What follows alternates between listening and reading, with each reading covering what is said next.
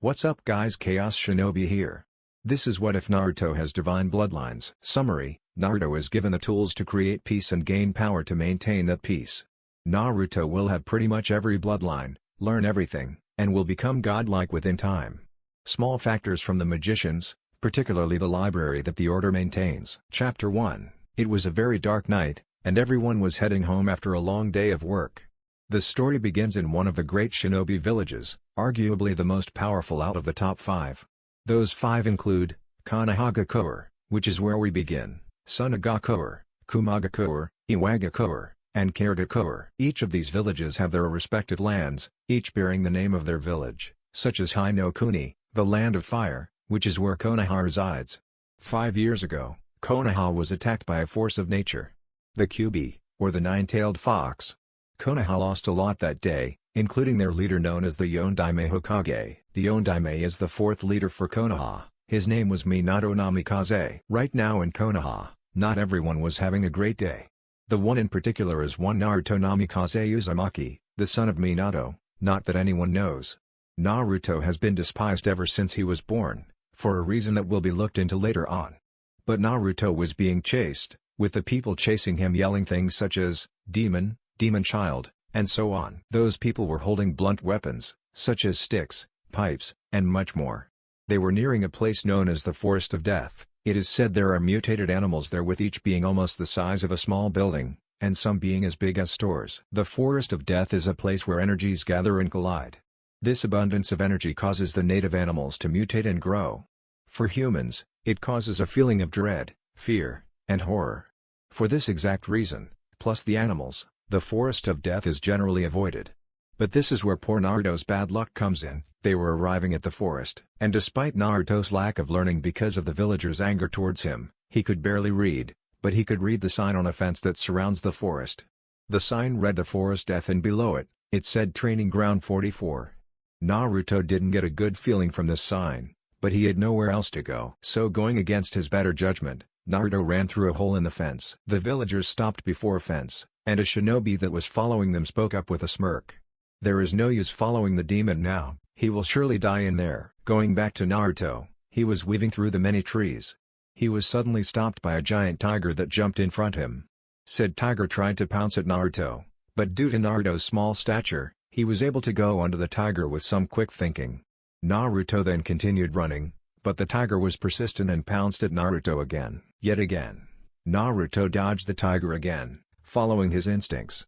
But when he dodged this time, he tripped over a tree root and stumbled until he fell down a hole. The hole was really deep, and Naruto fell for a solid minute. When he hit the ground, he yelled out in pain, a sound the tiger above ground heard.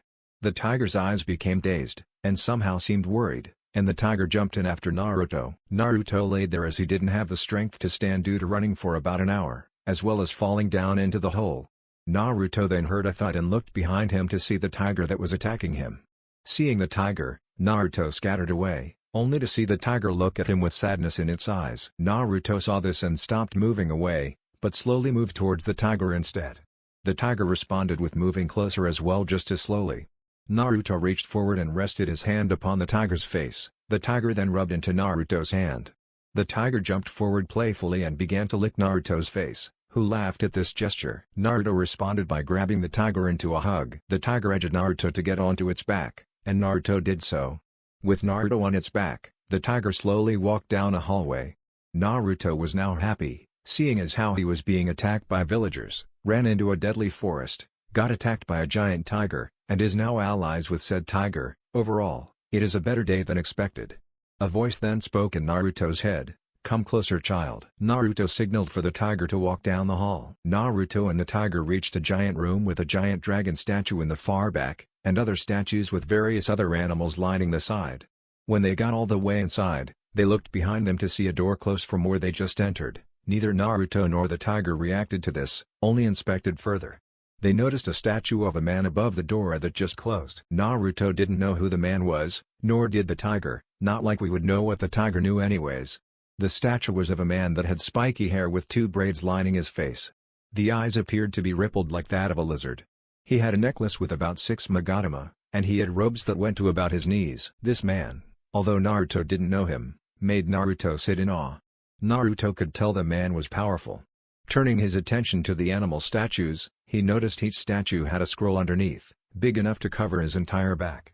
The dragon statue also had one, as well as smaller scroll next to the big one. He also noticed that some statues were missing some scrolls. He would have to find them, but he disregarded the other statues, and focused on the giant dragon.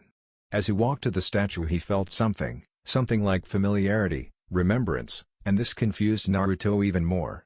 Despite these feelings, he continued on with the tiger. "What should you be called anyway?" Naruto asked the tiger. He didn't seem to get a response until he heard a voice in his head. "Taileye." Naruto looked to the tiger. "Was that you?" The tiger nodded in response. They then reached the gigantic dragon statue, and the tiger led Naruto down. "Thanks girl," Naruto said as he got off. After Naruto did get off, he walked over to the altar holding the big scroll and the smaller one.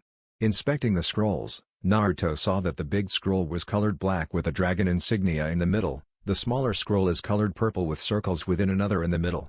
He decided to pick up the smaller scroll first to see what was inside. He untied the string holding it closed then unrolled the scroll. The first thing he read was, Hagoromo Otsutsuki. He continued to read on, with some words he didn't know. But the voice that told him the tiger's name told him those words. Overall the scroll told him of the story that was the Rikudo Sennin, or as stated in the scroll, Hagoromo Otsutsuki. Naruto learned of the abilities Hagoromo learned, as well as the abilities of his brother and mother. Not only did Naruto learn about Hagoromo, but he also learned of the tailed beasts, all 10 of them. The Ichibi, Shukaku, the Nibi, Mudatabi, the Sanbi, Isabu, the Ibi, Son Goku, the Gobi, Kokuo, the Rakubi, Seiken, the Nanabi, Chome, the Hachibi, Gyuki, the Kyubi, Kurama, and finally, Jubi, or originally known as the Shinju. All the first 9 tailed beasts were made from Jubi. The Jubi was sealed into Hagoromo, making him the first Jinchuriki. His mother, Kaguya, became obsessed with power and combined with the Shinju to kill her sons and take back the chakra they received from her. At the end of the scroll, there was a large seal array. Naruto couldn't make sense of it nor could the tiger, of course. But yet another voice spoke inside his head. It is a seal that holds the abilities of the people stated in the scroll. This made Naruto even more confused. Bite your thumb and smear your blood on the seal and put your palm in the blood. The voice instructed. Seeing as how neither Naruto nor the tiger had any other ideas, Naruto did what the voice did. And never before had Naruto ever felt pain like he did now. It felt like his body was set on fire, and every part of his body was breaking down and rebuilding itself. The tiger was worried but couldn't help Naruto because she physically couldn't move. Naruto fell to his knees after about 10 minutes, breathing heavily. Little did anyone know, Naruto just received some power, but it will lay dormant until Naruto can unlock it. Naruto got up slowly, and Taileye could finally move so she moved to Naruto to check on him. Nothing happened that she could see, so it had to be something within him. Taileye decided to wait and see what would happen. Naruto looked around at the other big scrolls, and decided to look at one more.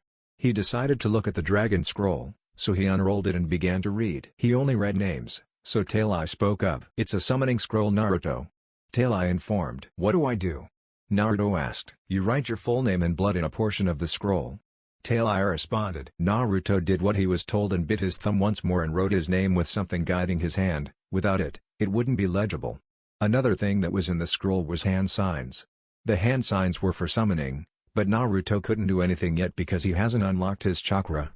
So he placed the scroll up back on the pedestal. After he looked around once more, he left the room after the door opened. Once Naruto left the room, he looked to the right to see another door. Above the door read library, and being the curious child he is, Naruto went through the door. The only thing he could see beyond the door was bookcases and more bookcases. Naruto was in awe of all the scrolls and books. There was also a pedestal holding a scroll in between the first 2 bookcases. He walked up to the scroll and it read chakra. Naruto picked up the blue-rimmed scroll. Untying the scroll and unrolling it, he began reading with the assistance of Taileye. The scroll talked about the origin of chakra, how it is unlocked, how it is used, and the different types. The different types include nature chakra, star chakra, normal chakra of course, tailed beast chakra, 6 paths chakra, and many more. Chakra is used by channeling it to parts of your body to improve your strength, speed, etc.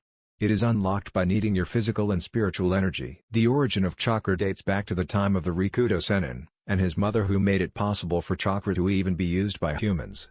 More in-depth origin on the Naruto wiki as well as any other info on chakra, So after learning these things, Naruto decided to unlock his chakra. He was going to be down here for a long time. It is not like anyone will miss me anyways, except maybe the Hokage. Naruto thought, stirring an ancient being inside of him. Negative emotions finally awakening Kyuubi if you couldn't guess. So Naruto took the scroll somewhere he could meditate like the scroll said. Magically, there was a room next to the library that contained an oasis. So Naruto took the scroll into said oasis to begin his training. He planned to go back up after he learns minor chakra control just to tell the Hokage he was okay, but Naruto would not worry about the Hokage right now, he was only worried about getting power. So Naruto entered the oasis and saw there was a small pond, with a light source seemingly coming from nowhere, as well as a small island in the middle of said pond, with a cherry blossom tree in the middle of said island. There was a small bridge formed the door to the island that Naruto walked across to get to the tree. Naruto sat down against the tree and tried to meditate, being semi-successful. He didn't know if he was doing it right, so he opened his eyes to get the scroll and reread it. But he didn't see the oasis, or the scroll, he saw a sewer system that had 3 visible pipes.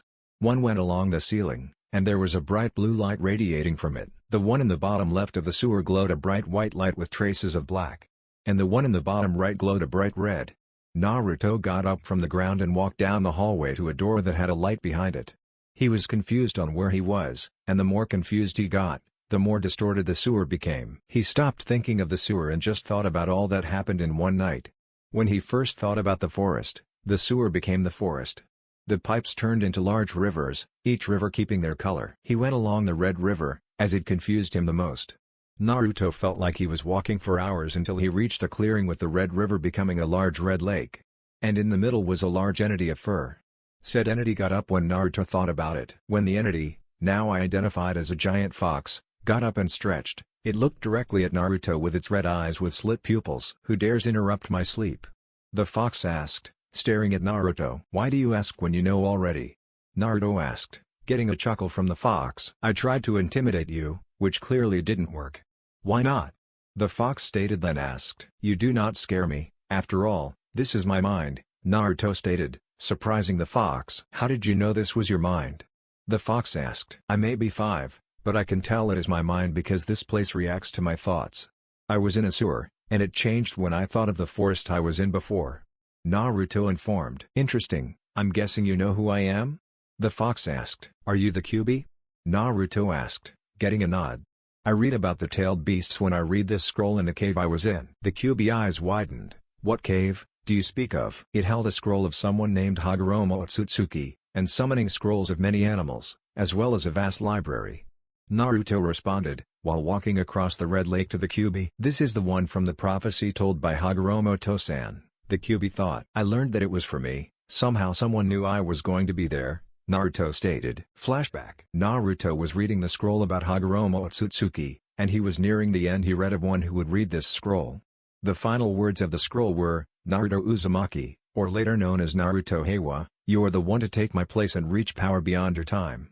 This place is now yours, use its knowledge, learn from it, I beg of you." Flashback end. The Kyuubi's eyes widened even more than before. "Tosan, you planned this, for me to be with this boy, to train him along with my siblings as well." Kyuubi thought. "I will use the knowledge placed before me to reach peace like never before," Naruto claimed. "I will help you, and my siblings will too," Kyuubi responded, making Naruto's eyes widen as well. "Thank you Kyuubi, I appreciate your help," Naruto thanked. Kyuubi bowed. "Pleasure is all mine, Naruto." This made Naruto's eyes widen even more, if that was even possible. While this was happening, Naruto continued walking towards Kyuubi. When Kyuubi finished his last statement, Naruto was right in front of the Kyuubi. Naruto reached towards Kyuubi's face, to which said fox bent down to face level. Naruto placed his hand upon the Kyuubi's nose, making the collar that was around Kyuubi's neck glow then vanish. The collar was the seal holding Kyuubi inside Naruto. Without it, Naruto and the Kyuubi can now become partners. Naruto pulled his hand away and made a fist, to which Kyuubi fist bumped him. The eternal partnership was now forged, and Naruto is on his path to greatness and to peace. Nothing will stand in Naruto's way. Naruto left his mindscape after he did what he sought to do before, which was to unlock his chakra, which he did. After he left his mindscape, he used the scroll to learn the chakra control exercises. But first, seeing as he was starving, he decided to see if there was any food in the cave. To begin his journey to find food, he left the oasis, And conveniently there was a kitchen on the other side of the library. Considering Naruto never gets a full meal, he was excited to see what was inside. When he went through the door to the kitchen, he saw that there was counters on the entire left side of the kitchen with a pantry on the right side. There was also a large fridge on the end of the counter. The counters themselves were made of marble and the fridge was silver. Naruto's first destination was the pantry, so he went on over to said pantry. He quickly opened the pantry to see more food than he has seen in his entire life. There were a bunch of fruit, vegetables, and things like that. There was also a cooler next to the pantry, so after he got the fruit and vegetables, he placed them on the counter and went over to the cooler.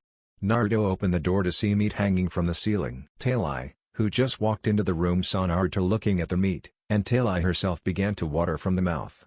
Naruto knocked himself out of his stupor and grabbed the smallest piece of meat, which was the size of his torso, so safe to say he would give about 80% of the meat to Tailai. He put the meat on the counter, and a voice just told him how to cook said meat. Beginning, Naruto began to cut up the meat and put each piece on the grill that was on the table in the middle of the room. The grill is just like the ones found in the Akimichi restaurant. The fruits were cut up as well along with the vegetables being placed on the grill as well. Within 20 minutes, Naruto seasoned his steak with spices and flavorings that were recommended by the voice. He didn't season Tali's steak because she didn't want it seasoned, only barely grilled, just enough to not be frozen. It took only about 5 minutes to do the seasonings. After he did season his stuff, he began to eat his meal. He already gave Tailai her meat after 10 minutes within grilling his. After he ate all his food, he went back to the oasis to begin his chakra control exercises. The first one was leaf concentration, which included levitating a leaf above points of your body. So to begin this exercise, Naruto picked up a leaf from the ground and placed it to his forehead and channeled his chakra to his forehead. When he placed the leaf on his forehead, said leaf blasted away. "I put in too much chakra," Naruto stated out loud. Against his knowledge, the power from the scroll improved his chakra control by a lot. If it didn't, Naruto would have such a hard time with chakra control. But Naruto continued on until he mastered the exercise, which actually didn't take too long. Granted, it took Naruto about 10 tries, but he was able to hold it to his head for an hour. Naruto deemed it good enough and moved on to the next exercise, tree walking. Seeing as the cherry blossom tree behind him was the only tree he was aware of, he was going to use it. It was large enough anyways, being larger than most cherry blossom trees, measuring at about 20 feet high. The scroll said that you had to keep a continuous stream of chakra going to whatever body part you need to stick and have your chakra be like a magnet in a way. But in this case, Naruto was going to put chakra to his feet. So he put chakra to his feet after he laid down, and put it on the tree, only for the tree to crack. The crack caused Naruto to pull back, after which the tree repaired itself. Naruto tried again with less chakra and put his foot on the tree, no crack. He put his next foot higher on the tree, still good. He moved his previous foot up and still no crack and still sticking. He continued this until he was at the top of the tree. When he noticed he was at the top, he tried moving more freely, albeit slowly. He moved around on the tree as slow as possible, gradually getting faster as time went on. After about another hour of learning tree climbing, he deemed it good enough for now. Naruto went to find Tailai so they could leave the cave then return later. Tailai was still in the kitchen, slowly eating her steak. When Naruto entered the room, she wolfed it down and got up. She went to Naruto and nuzzled against him, getting small laughs from Naruto. "I have to go above ground, and I want you with me, Tailai," Naruto stated, getting a nod from Tailai. So after Naruto and Tailai left the kitchen, they left to find a way out. Naruto could use his tree climbing, but Tailai couldn't, and Naruto doesn't want to leave her. They looked around and they found a secret room. They squeezed through a gap that led to the room. There was a circle in the middle of the room. They moved to the center of said circle, then they were somewhere else. When they sat in the circle, they were teleported to the surface. In particular, they teleported into a tree that was empty. The inside of the tree also had a circle, so they could use this circle to get back into the cave when they wanted to. After they exited the tree, they left the forest and Tailai ran to the Hokage Tower. They didn't run through the village though, instead they ran southeast around the wall of Konoha to get to the Hokage monument. When they did get there, Naruto got off of Tailai and walked to the edge. "I'll be back, Tailai, I have to talk with the Hokage and I don't want you being seen and attacked," Naruto said, getting a nod from Tailai. Once he finished talking, Naruto started to run down the mountain using his chakra. He reached the bottom relatively quick, and when Naruto did reach the bottom, he went straight to the Hokage's office. Instead of walking through the doors, Naruto walked around and climbed up to the Hokage office window. Naruto jumped through the window once he reached it. "Naruto? How did you get up here?" Hiruzen the third Hokage asked. Hiruzen took up Minato's place after he died, sealing the Kyuubi into Naruto. I walked up using chakra. Naruto responded. Where did you learn to use chakra? Hiruzen asked once more. That is actually the reason that I wanted to talk to you, Gigi. I found a place that I can learn from, and I was going to tell you that I will be taking an extended leave from the village, Naruto stated. Why would you leave, Naruto my boy? Hiruzen asked again. This village isn't safe for me, Gigi. I will come back when I'm powerful, Naruto said as he turned to leave. I will see you later. That was the last time they would see each other for a long time.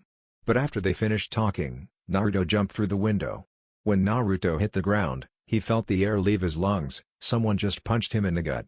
When his entire body hit the ground, he saw who attacked him, an Anbu. Their mask held a symbol that read Root. Said Anbu pulled out their Tanto, or short sword, and rushed Naruto. When the Anbu reached him, Naruto's vision seemed to slow, and he moved out of the way. After he did move out of the way, he ran to the Hokage monument and ran up it with the Anbu in quick pursuit. He placed one foot on the wall and the next after the last. He was running up the wall, then the Anbu began to throw kunai at Naruto. Each kunai the Naruto narrowly dodged just added to Naruto's resolve to keep running. Naruto knew he would have to take care of the Anbu before he got to his new cave so it didn't get discovered. So as soon as Naruto reached the top, he had Tailai braced for the Anbu. Having Tailai there really helped because as soon as the Anbu reached the top, Tailai bit into him, making the Anbu drop his sword off the cliff.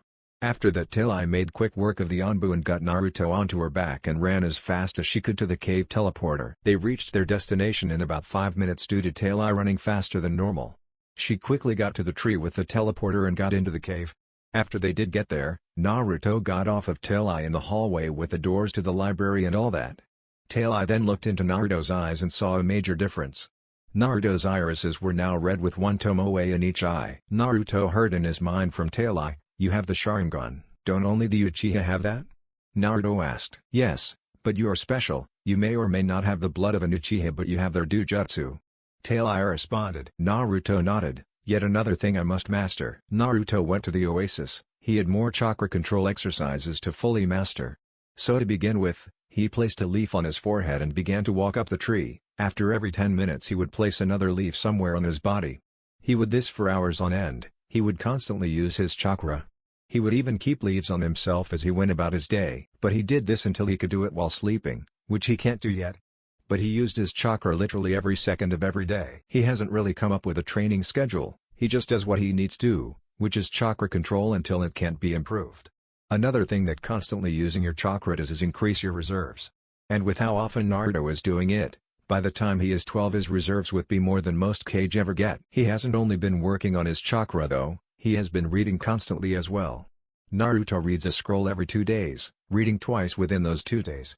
The only things that he reads includes history, math, geography, science, things like that. He even reads the scrolls when he is sitting on the ceiling. This is his favorite way to read because it makes him grow due to gravity pulling him down. Another thing that he does to train his chakra reserves is having his Sharingan constantly active due to it constantly using his chakra. The Sharingan also helps him remember what he reads, yet he still reads a scroll multiple times before getting a new scroll. Speaking of scrolls, so far he has read basic material, such as basic math, who founded what villages, and basic things like that. Before the training, Naruto had the reserves of a low-level Kage due to the Kyuubi. But after he unsealed said tailed beast, their chakras were separated for better use. And right now Naruto's reserves are greater than what they were before, and Naruto is only a couple months into his training. With Naruto keeping his Sharingan on most of the time, both eyes have gained another tomoe after the 6th month. With the constant effect of the Sharingan, Naruto's mind has adapted to such things, and it has become normal to where when activated, it has a greater effect.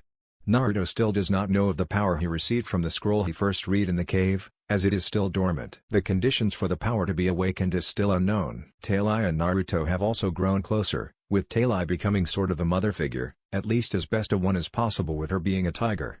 Tailai mentioned that she is part of a summoning group, the Tigers, but she was exiled for getting too attached to a human. Summons are meant to be companions in battle and nothing more, especially the Tigers. The Tigers fight and they don't get close unlike the Toads.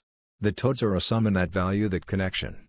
Tailai considered letting Naruto sign the Tiger contract if she could get in contact with the Tigers. She checked the scroll room for the Tiger scroll, but it wasn't there. Next year, Naruto has progressed rather quickly with the things he focused on. He comes up with new chakra control exercises almost every month.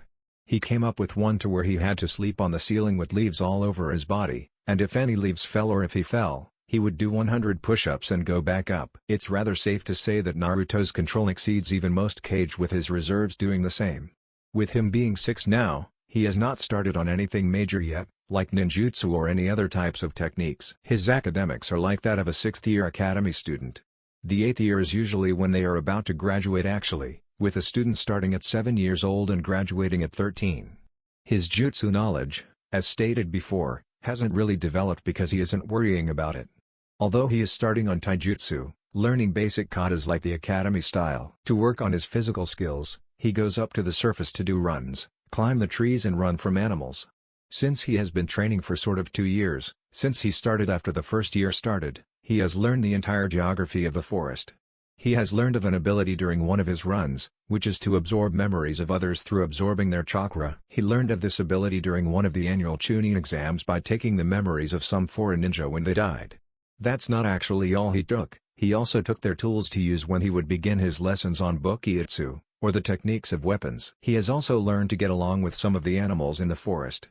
Sometimes he would meditate in a small clearing of the forest and some animals would run across him, and him meditating would calm them along with the presence of Tailai.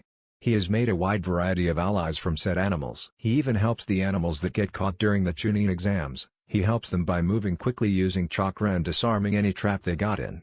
No one sees him go in, no one sees him exit. Naruto's personality is really calm. He hardly talks as he can talk to all his allies by his mind. Speaking of his mind, his relationship with the Kyuubi has been greatly enhanced. Ever since Naruto freed Kyuubi, said tailed beast has done many things to help him. If Naruto was doing an exercise wrong, Kyuubi would correct him. If Naruto was about to be attacked, Kyuubi would warn him. If Naruto skipped a meal, Kyuubi along with Tailai would get him to eat. Right now, Naruto is in his mind with Kyuubi. Naruto, can you come here? Kyuubi asked as Naruto sat on the water in front of the Kyuubi. Of course, Naruto said as he got up and walked to the Kyuubi. Do you remember the seal from your first day in the cave? Kyuubi asked. Yes, I do. Naruto replied. Well, it did more than you think. It altered your genetics to implement a dormant power that will be awoken during great stress or pain. Kyuubi informed. Naruto's eyes widened. What type of power? The type that will make gods tremble at your feet. Kyuubi replied. What do you mean by great stress or pain? Naruto asked. The dormant power will only be awoken when your emotional status is in turmoil. You must feel regret, determination, anger, resolve, all at once. Kyuubi replied. I understand. Well, when I unlock this power, I will train to master it, Naruto stated with determination. Do you remember the White Stream? Kyuubi asked. Yes, it is west of my own stream. Naruto replied. That is where the power is held. It has been gathering up ever since you activated the seal. Kyuubi stated. I will go check it out, Naruto stated as he walked away. Naruto went to where all the streams converged, back to where he first began. When he got back to the beginning, he saw the area where the streams converged and he noticed it was bigger than before. Disregarding it, he went along the White Stream. Naruto arrived at the ocean that the White Stream became at the end. He noticed that the closer he got, the darker the sky got. He decided to walk onto the ethereal White Sea, and as soon as he did, he got flashes of Hagoromo in his battles. After he saw Hagoromo's final battle with the Shinju, it shifted to another male, one with pale eyes. He saw all of this man's battles as well. After the final one with the Shinju, it shifted to a female. This female was Kaguya Otsutsuki, the one who merged with the Shinju that her sons fight. Naruto then got blasted off the water onto the land. What was that? Naruto asked himself. Naruto shrugged and decided to worry about it later. He left his mindscape to go to the library and read up on people. Some of the books that the library had included books on people's lives. The books transcend time, as it sees their past, and their future. It tells all they know, what they learned. Naruto enjoyed reading these books, so much that he spends months on one book to remember every single syllable. He tries really hard not to try their techniques, as he wants to save jutsu for when he is older, and more matured. The main people he focuses on are those who died, because their stories are finished. He doesn't read about anyone who is alive, because he doesn't want to be able to change their story yet. One technique that Naruto wanted to try that he read about was using the 8 gates, or just releasing chakra in general. In the beginning of the second year, Naruto found yet another room. This room was a training room. The room had a pond in the middle with trees reaching to about 30 feet, and as such the ceilings are just as high. The entire cave uses Fuinjutsu to expand the total amount of usable room. The general idea of said Fuinjutsu is that it is a time-space jutsu, altering the space in the cave. But the technique Naruto wanted to learn included releasing chakra from each tenketsu, basically strengthening his body. To start off, Naruto stood in the middle of the room and put his hands in the half-tiger seal. When Naruto breathed out, an invisible force exploded outward and air was constantly going outward. After a while, Naruto opened his eyes and looked at his hand. The first thing he noticed was the visible blue aura. The next thing he tried was punching the air, which had more effect than he thought. When he punched the air around his fist literally broke and sent a burst of air straight into the wall, almost demolishing it. Luckily the wall quickly repaired itself. Proud with the first test, Naruto continued just working out with his aura as well as testing his chakra control. Another effect of this technique is that the user's chakra control is shot up.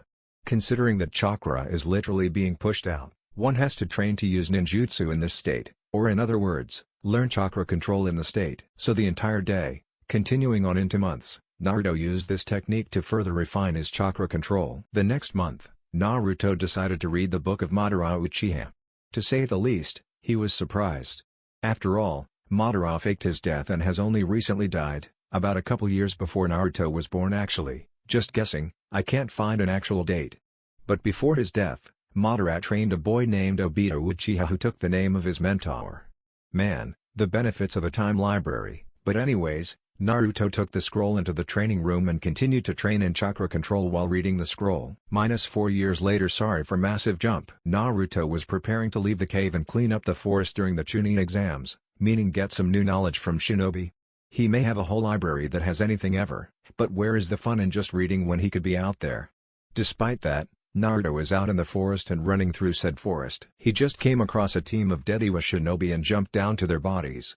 He has seen much death in the years of his training. In the 4 years of training, Naruto has completely mastered a couple of taijutsu forms as well as kenjutsu forms. His jutsu repertoire includes one jutsu, the Shadow Clone Jutsu.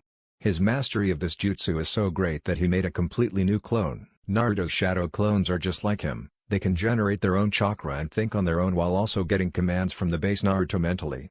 This jutsu is what has allowed him to completely master the taijutsu forms he did. Getting knocked of his thoughts, Naruto narrowly dodged some kunai from behind him. Look at this, a small child is lost in this deadly forest. Asuna Shinobi stated with his two teammates chuckling at his remark. They don't look like anything in particular, you imagine what they look like. Let's teach him a lesson, said the only female teammate with a smirk. Naruto turned around just in time to see the other male teammate's fist about to impact with his face. He quickly dodged the shinobi's fist by bending down backwards to the left. After dodging, Naruto shot his fist forward into said shinobi's stomach, knocking the air out of the shinobi as well as some blood. Naruto didn't relent and quickly jumped and did a backward spin kick with his left foot, and Naruto's left foot found itself in the shinobi's face.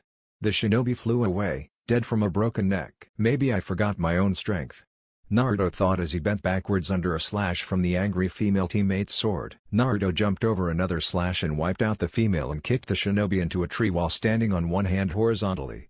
He pushed himself up when he sensed the other male teammate dashing towards him. When Naruto pushed himself up, it launched himself over the male and Naruto kicked the back of the shinobi's head, effectively breaking said shinobi's skull and killing him. Naruto was too late to notice a fireball about to hit him, until he heard a loud roar and looked behind him. Behind him was Tailai, with the fire slamming into her back, but somehow she held it back. Naruto screamed out in mental pain and rushed to Tailai despite the fires. After he reached her, the fires conveniently stopped. Naruto's eyes were pouring out tears by the second. He was about to lose his mother figure. He felt rage, regret, resolve, and determination.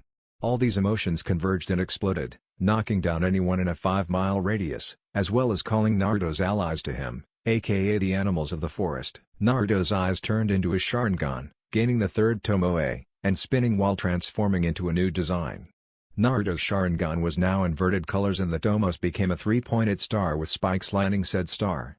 The design continued to spin until his eyes became a metallic, rippled red with 4 rims as you might call them, as well as 3 Tomoe on each of the first 3 lines. Naruto's body became surrounded with white and blue chakra until the two seemed to mix with a dark red.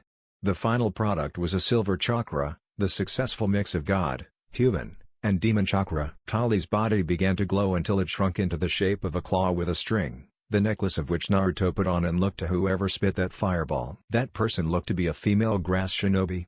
Naruto didn't waste any time and launched himself at said shinobi, with the shinobi gaining an expression akin to fear.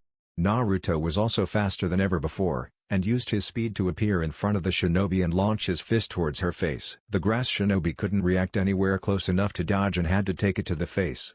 At the same time, Naruto felt the chakra of this shinobi. It was angering, and it felt like agitating snakes. Naruto would never forget the feeling of this chakra, and promised to come back and make this shinobi feel more pain and fear than ever before. Naruto knew the shinobi survived because he could still feel the bastard's chakra. So he left the forest to meditate in his cave and to ponder on these events. When Naruto arrived back to his cave, he went to the oasis to meditate. Walking into the oasis room, Naruto sat down against the tree like always.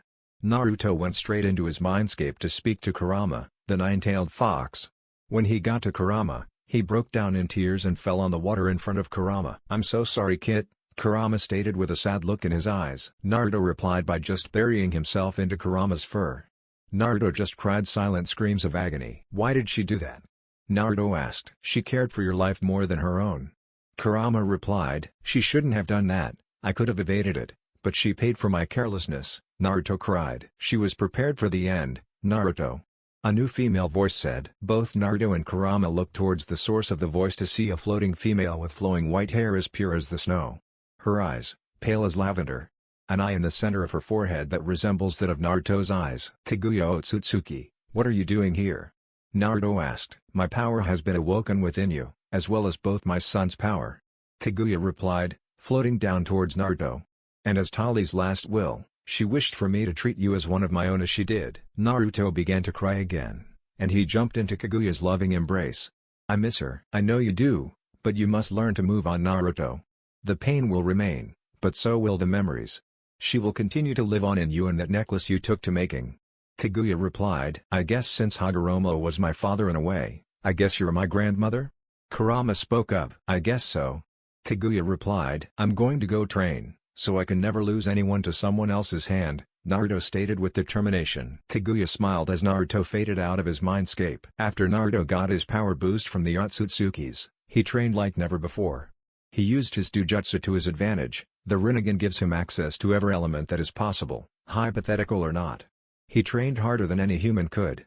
He used resistance seals that apply pressure to Naruto's body to where he has trouble moving. He got training from Kurama, Kaguya, Hagoromo, and Homura, and to say the least, it was hell. At least it would be if Naruto wasn't so determined. He took every lesson and made it stronger. Every jutsu added to his repertoire he made insanely stronger. Besides his training, he got closer with the Otsutsukis to where they were like family. Kaguya obviously was like his mother, and Hagoromo and Homura were like his brothers, of course. They gave him the opportunity to actually join the family, but he was happy already. Every second he trained was to make sure he never felt pain again. He would protect everything he held dear and he would not fall. He would become a god. After all, the only thing you need to be a god is for people to think you are a cookie to whoever gets the reference. He planned to train until he would appear during the next Chunin exams hosted in Konoha. Naruto learned that the next one would be in 3 years, so he trained his heart out. He would become the best in every aspect, including ninjutsu, genjutsu, taijutsu, fuinjutsu, and everything else. The way he would master everything in those 3 years is by focusing on 2 arts each year with something extra every year. Naruto also found another scroll in the library that has some great use, the Scroll of Gathered Secrets. The contents include stolen techniques and hidden jutsu and intel on other clans. It also contains instructions on how to properly use all 5 basic nature transformations and refined chakra control and manipulation. It also contains forbidden techniques and advanced jutsu concepts for the use of the Sharingan and Mangekyou Sharingan. Its most notable content though, is secrets that leads to mastery of very difficult techniques within a reasonable amount of time, taken from Com, written by Artiste Ophthalix. This allowed Naruto to master every basic element in about a year with thousands of clones, but he didn't even relent on other subjects. He also used thousands of clones of the other techniques. Within the first 2 years, he pretty much mastered every ninja art, meaning there are very little things he must work on. His ninjutsu though, is godlike. Nobody has a chance to beat him in ninjutsu, not even the Otsutsukis stood a chance. Just like with the other arts, nobody stood a chance with either. His speed and strength were way greater than any human could imagine. For taijutsu, He has mastered every style there is. Look to com for reference, as well as every 9 taijutsu. 9 taijutsu is the use of elemental chakra during taijutsu, just like the Raikage's famous lightning armor. Naruto has mastered that armor, and one for every basic element. And plans on using sub-elemental chakras when he masters them as well. The others are not that important, but they are strong, don't you worry about it. But, there is one thing to note, the secret scroll that Naruto used was passed down through the generations of the Uchiha clan. Naruto got the scroll from said clan a long time ago, about when he was 8. Flashback. Naruto just got hit by a giant wave of pain from his mind. He deducted that a large amount of people were in pain. He decided to go check it out since it was so close, probably in Konoha. When Naruto got through the teleporter, he ran to the village using his chakra-enhanced speed. Since he did use his chakra, he got there in 2 minutes minimum. Naruto tracked the pain from the Uchiha clan district. After he confirmed it, Naruto jumped inside because there was no one guarding the gates. The first thing he saw was death. Littered around the ground were dead bodies. Every street Naruto saw there were dead Uchiha. He saw a struggling Uchiha on the ground crawling to a wall. Naruto ran over to him, surprising said Uchiha. What happened? Naruto asked. The Uchiha saw that it was the Kyuubi brat and glared at him at first, then gained a sad face as well as a face of recognition. Naruto was just a boy, not a monster. We were attacked by Itachi, we stood no chance against him. The Uchiha saw the distraught face of Naruto. I am sorry this had to happen, Uchiha-san. The Uchiha seemingly believed Naruto's sadness. My name is Kanoro, said the Uchiha. I will remember you, Kanoro, Naruto said, getting a smile from Kanoro. I have one favor to ask of you, Kanoro started. Please take our eyes, all of us. We don't want the Sharingan getting into the wrong hands. It will be done. Naruto nodded. Thank you, I wish I could have gotten to know you, Kanoro stated. I wish that too. Naruto replied. Well, you should get started, Kanoro chuckled. There appears to be a lot of us. I will get started now, Naruto stated as he got up. Thank you, really, thank you, Kanoro stated, getting a nod from Naruto. Naruto went around, retrieving the eyes of every fallen Uchiha and sealing them in a scroll. He started with Kanoro and moved to the next Uchiha, eventually getting to the clan head house. He sadly took the eyes of Fugaku, the clan head. Naruto also put in fake eyes so people wouldn't know they were missing their eyes just yet. Before he left the clan head house, he sensed a powerful object under the house and he quickly ran to it. He found the source of the power. It was a scroll and it read Scroll of Gathered Secrets. He took the scroll and quickly left. After he got everyone's eyes, he ran back to his cave and meditated on the events that took place. Naruto wasn't really sad, he even questioned it himself. Why didn't I feel sadness? He often asked himself. He still could not come up with an answer. Flashback end. Naruto found a use for the eyes, which was to merge them together to create a more powerful Sharingan and to merge it with his eyes despite how powerful they were already. The overall appearance didn't change at all, it was still his original design. But his abilities have increased greatly, the perception slows down time even greater. His Mangekyo abilities have also been enhanced. Amaterasu has gotten hotter, Tsukuyomi lasts longer, and his Susanoo is stronger, as well as many other abilities being enhanced. Speaking of his Susanoo, its color was a bright white with the eyes being pitch black and having black weapons that appeared to be the black flames of Amaterasu. But to go into detail of his training, it was pretty serious and can only be achieved through hard work. The first thing he mastered was ninjutsu with his first element being wind. So he used the library to his advantage once more. He looked for the wind release related section, which was easy since every section was labeled, as well as the help of the librarian. Said librarian was an owl, not a normal owl either. This owl was really large, it had black feathers everywhere except its face. Its name was Wan Shi Tong, great librarian said to have come from the spirit world. Of course you can try to guess, haha. But when he got the instructions for wind release, he instantly went to the training grounds.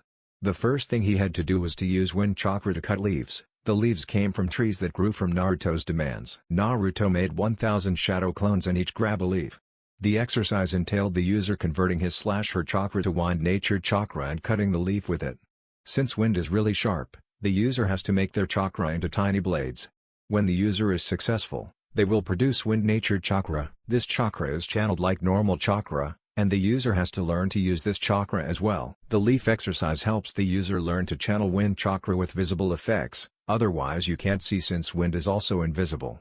Naruto uses the shadow clones to move the training along if you didn't know, since they transfer their memories and experiences. and if one dispelled themselves then all the clones would get the memories, resulting in a greater retrieval of memories. With 1,000 clones, which not many normal people can do and still be in fighting shape, the training progressed faster than usual. It took Naruto a day of this exercise to master said exercise, and he moved on to larger, stronger objects.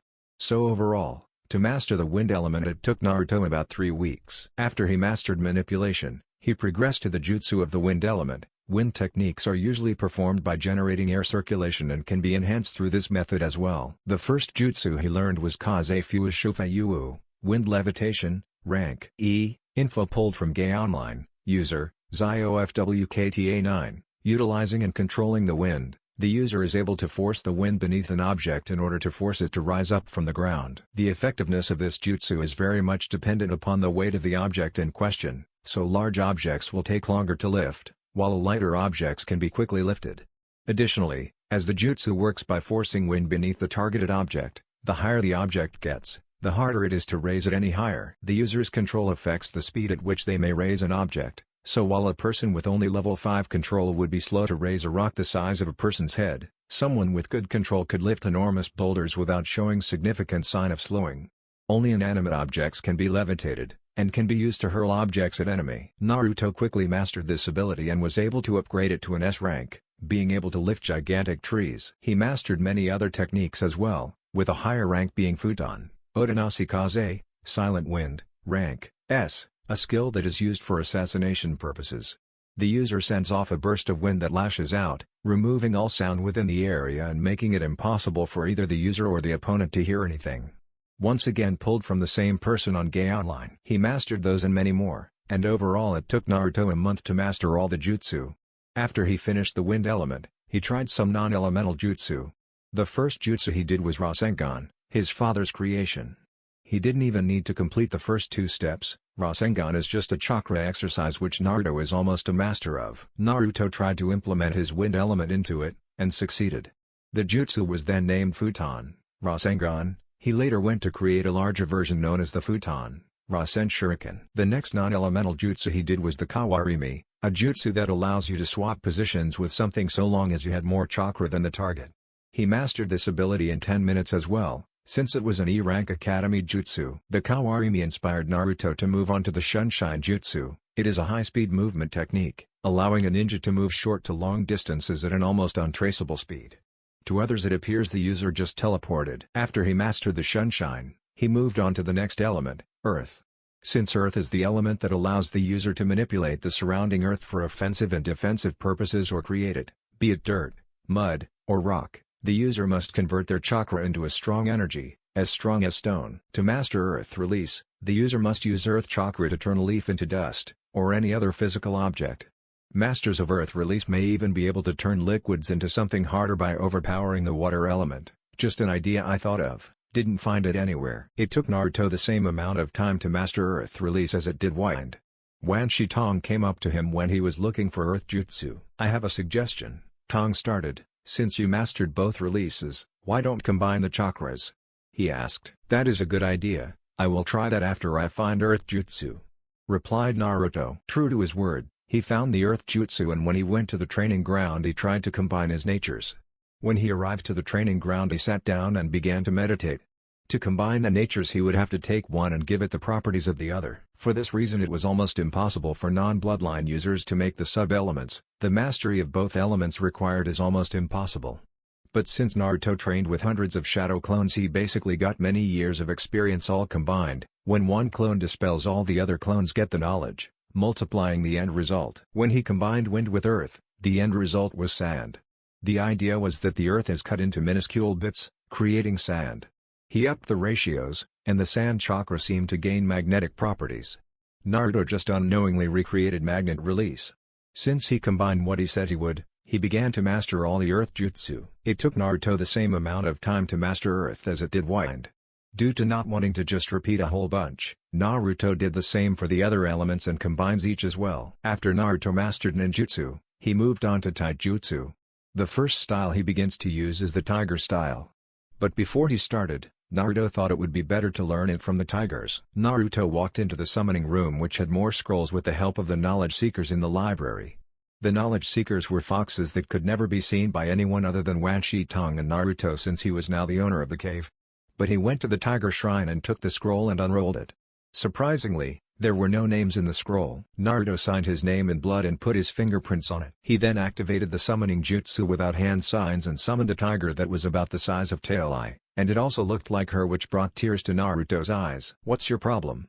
the tiger asked, disgusted inside because of the sobbing human in front of her. He quickly wiped his tears away. "Nothing, you just looked a lot like a tiger I knew." "What was this tiger's name?" the tiger asked. "Tail Eye," Naruto replied. The tiger's eyes widened. "You knew my sister? Where is she?" At this question, Naruto began crying some more. Is G gone?" The tiger spilled some tears at this revelation. "What is your name, boy?" "Naruto Uzumaki." Naruto replied. "Why did you summon me?" "I wanted to learn the taijutsu of the tigers." Naruto replied. "Grab my paw, I will teach you more than just our taijutsu." The tiger stated. "My name is Shardai, by the way." Shardai is tiger in Hindi. Naruto seemed more happy and grabbed Shardai's paw. When Naruto grabbed Shardai's paw, they vanished to the tiger's dimension. "This is the tiger dimension. Here you will learn our sage mode, our jutsu, and everything we know. I am personally the queen of this land, and I will oversee your training until you master all we have," Shardai stated. "I will not let you down," Naruto said. "I have no doubt about that," Shardai replied. From then on, Naruto learned from the tigers in their taijutsu and ninjutsu. He also learned their sage mode as well, and it was very different from the sage mode of the toads. Tiger sage mode users grow a tiger tails, long fangs, and tiger ears grow out of their head. Their eyes change into round tiger eyes. For the first mode, the only tiger hair they have is the white hair above their eyes. The last and final feature to first mode is their claws. But he also learned the tiger chakra mode. It surrounds the user in a white chakra cloak and adds a darkened pigment around their eyes. Said eyes also gain a diamond-shaped pupil as well. But he could combine both to gain similar effects of a Jinchuriki mode. It took Naruto about a month with 10 clones to master said forms. Along with the sage mode, he learned fire release since it was the tiger nature affinity. He sent some clones to the library to master said nature affinity, and they mastered mentioned affinity in a week with excess amount of clones, about 100,000 to be exact. And the clones, since they had their own chakra network and could generate their own chakra, they stayed there and mastered the rest of the affinities and continued to master the secret scroll.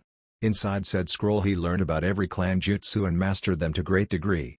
For example, Naruto was able to resist Yamanaka Mine Jutsu, resist Nara Shadows, and many more. The clones also didn't slack as they went on to master other taijutsu and genjutsu and even contemplated working with other summons. When the real Naruto returned, they would talk with him about it. In the Tiger Realm, Naruto was finishing his training and was about to get back to the cave. "I will visit you guys as often as I can, and thank you for everything," Naruto told Shardai. "It was our honor to train you, Naruto. The tigers will stand by you through thick and thin," Shardai replied. Naruto bowed, and vanished, arriving back at the cave. When he got back, he saw clones waiting for him and they were meditating but awakened when he arrived. "Boss, we were thinking about starting with the other summons but we waited for you. I will make a soul clone for each summon, and in the meantime, I want you guys to dispel in groups of thousands," Naruto replied, which got replies of "Hi." Naruto created his soul clones, one for each scroll, and all of them signed their scroll and vanished soon after. Each went through the process the real Naruto went through with the tigers. They learned the jutsu and the sage modes. The clones that were in the cave mastered the basic elements, so Naruto went to the training grounds to mix the elements. When Naruto arrived, he made 4 clones, one for the other elements when he took wind. The point of this was so each clone would make their own clones and come up with combinations, and by the end of the month, Naruto hoped he would have every known sub-element mastered. The clones and him did end up mastering every sub-element, so he decided to experiment as his clones read everything in the library slowly. By the end of the 3rd year mark, Naruto wanted every book read and everything mastered, or pretty much near it. But going into the experiments, Naruto began with mixing another element with a known sub-element and changing the ratios. To begin, Naruto decided to change the ratios of the ice sub-element. Since having more water than wind would just make cold water, he tipped more power into wind, and he ended up creating a snow element. He created 10 clones to brainstorm and create jutsu for said element. Next he would try the lava element. He dipped more power into earth and created the magma element, and did the same to dipping more into fire. The ratio of more fire to earth just basically created solid fire, like maybe burning rubber. Then again, that wouldn't smell very good. so he just stuck to lava in this instance. It continued on like this for each known element, creating even more elements that weren't known. He even combined all 5 base elements to create the truth-seeking orbs. After all, that is how they are made. Another experiment that Naruto tried was combining his chakra with nature chakra. It wasn't ever tried because the dangers. But it isn't that dangerous if you perfectly blend the chakras. Normal Sage mode is used by having both separated. But if you combine Sage chakra with normal chakra, you are even more connected to nature and it empowers your affinities. This way, Naruto was able to make every jutsu he had stronger, and I really do mean stronger. His jutsu were already powerful as it was, but having the combined chakra raised them even higher. Another thing with his chakra he tried was to open his 8 gates. He knew he wouldn't suffer from the effects because of his healing factor. Every injury he gains would regenerate quickly. He slowly went through the gates and didn't just burst through them. Doing the gates like this allowed Naruto to use the gates more easily. Unlike certain shinobi who can use the 8 gates, Naruto would be able to just activate it and not risk harm anyways. Those who bursted through the gates would only temporary boosts and they had a lot of side effects. During the rest of his training, Naruto slowly opened his gates so by the time the Chunin exams came around he would be able to just activate them if need be.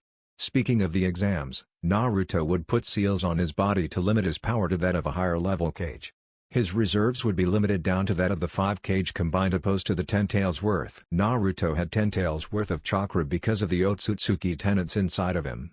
Their presence bonded with Naruto's, combining their chakras together with Naruto getting basically all chakra because of Kaguya. Naruto also got closer with the Kyuubi, with the overgrown fox even allowing him usage of its chakra. The use of the fox's chakra allowed Naruto to enter another chakra mode, this one of the fox, and it was orangish red unlike the white of the tigers. The other summons, Naruto mastered all the arts by the 1-month mark until the exams. The biggest ones he mastered were the dragons, the phoenixes, and the foxes. Those 3 were the biggest because they were the strongest summons, living even before the age of man. He mastered every sage mode that every summon had. That was saying something because there were almost 50 summons. Another thing of the top 3 summons was that they were divided into the elements. For example, the summons had fire versions, water versions, and so on. The fox inside him was not a part of this summoning group as he was created by Hagoromo and had 2 elements. The elements that the Kyuubi had were fire and wind. But other than that, Naruto practically mastered everything in the library. He read everything about everyone, he knew how they would die, what they would do, and all they can do. To test himself, Naruto fought the Otsutsukis in his mind. He pretty much owned the brothers. Just a little insight into the fight, it happened like this. Flashback. The first one he fought was Homura, and to be fair, Naruto limited his power down a bit to about 80% and only used the Byakugan and the base elements. They were standing across from each other in the middle of plains. They both threw their right hand up in a half-tiger seal and activated their Byakugan. Naruto dashed first and sent a palm strike to Homura's abdomen, and Homura wasn't expecting the speed and got hit. The palm strike sped up Homura's chakra network which would make Homura lose chakra quickly. Homura tried to remedy his case, and dodged another quick strike to his head but bent backwards and got his legs knocked out from under him. When Homura was in midair, Naruto kicked him into an earth wall that he brought up and Homura burst through said wall. Homura got his chakra back into control and blocked a palm strike to his side and sent another to Naruto's face. Naruto smacked away said strike and kicked Homura's back, forcing Homura to his knees. After Homura got kicked, he jumped backwards and tried to stop the brutal onslaught of Naruto. Naruto's palms were moving so fast that Homura couldn't even see Naruto's palms, he could only barely dodge said palms. But Naruto decided to end the battle quickly and used the air palm technique. The technique hit Homura in the ribs and knocked him out. The next that Naruto would fight was Hagoromo, and Naruto used his Sharingan when Hagoromo used his Rinnegan. The fight started when Naruto dashed forward like with Homura. Naruto entered the lightning chakra mode to make himself faster and stronger and sent a punch at Hagoromo's face. Hagoromo barely dodged the fist, and Naruto entered the Crimson Lotus Taijutsu, which is an unpredictable form, using quick strikes that the user doesn't second guess. Naruto sent a knee towards Hagoromo's abdomen and it landed and Naruto jumped and kicked Hagoromo in the face, sending him 20 feet away. When Hagoromo got up he wiped his bloody lip and bent under a kick from Naruto and sent a palm thrust to Naruto's abdomen. Naruto grabbed Hagoromo's fist and began to glow before he exploded. Shadow Clone, Daibakua. Naruto mentioned before charging after the flying Hagoromo. Naruto appeared over the mid-air Hagoromo and slammed his foot down on his chest which sent him to the ground. He then slapped his hands together into the snake seal and made tendrils of earth catch Hagoromo and drain his chakra.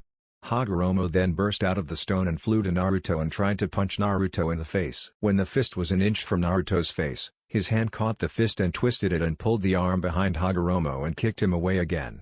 Just to mention, this was occurring in the air. Naruto put his hands in the tiger seal and inhaled, causing his chest to puff out before Naruto breathed out fire in the form of fire release, Great Fire Annihilation.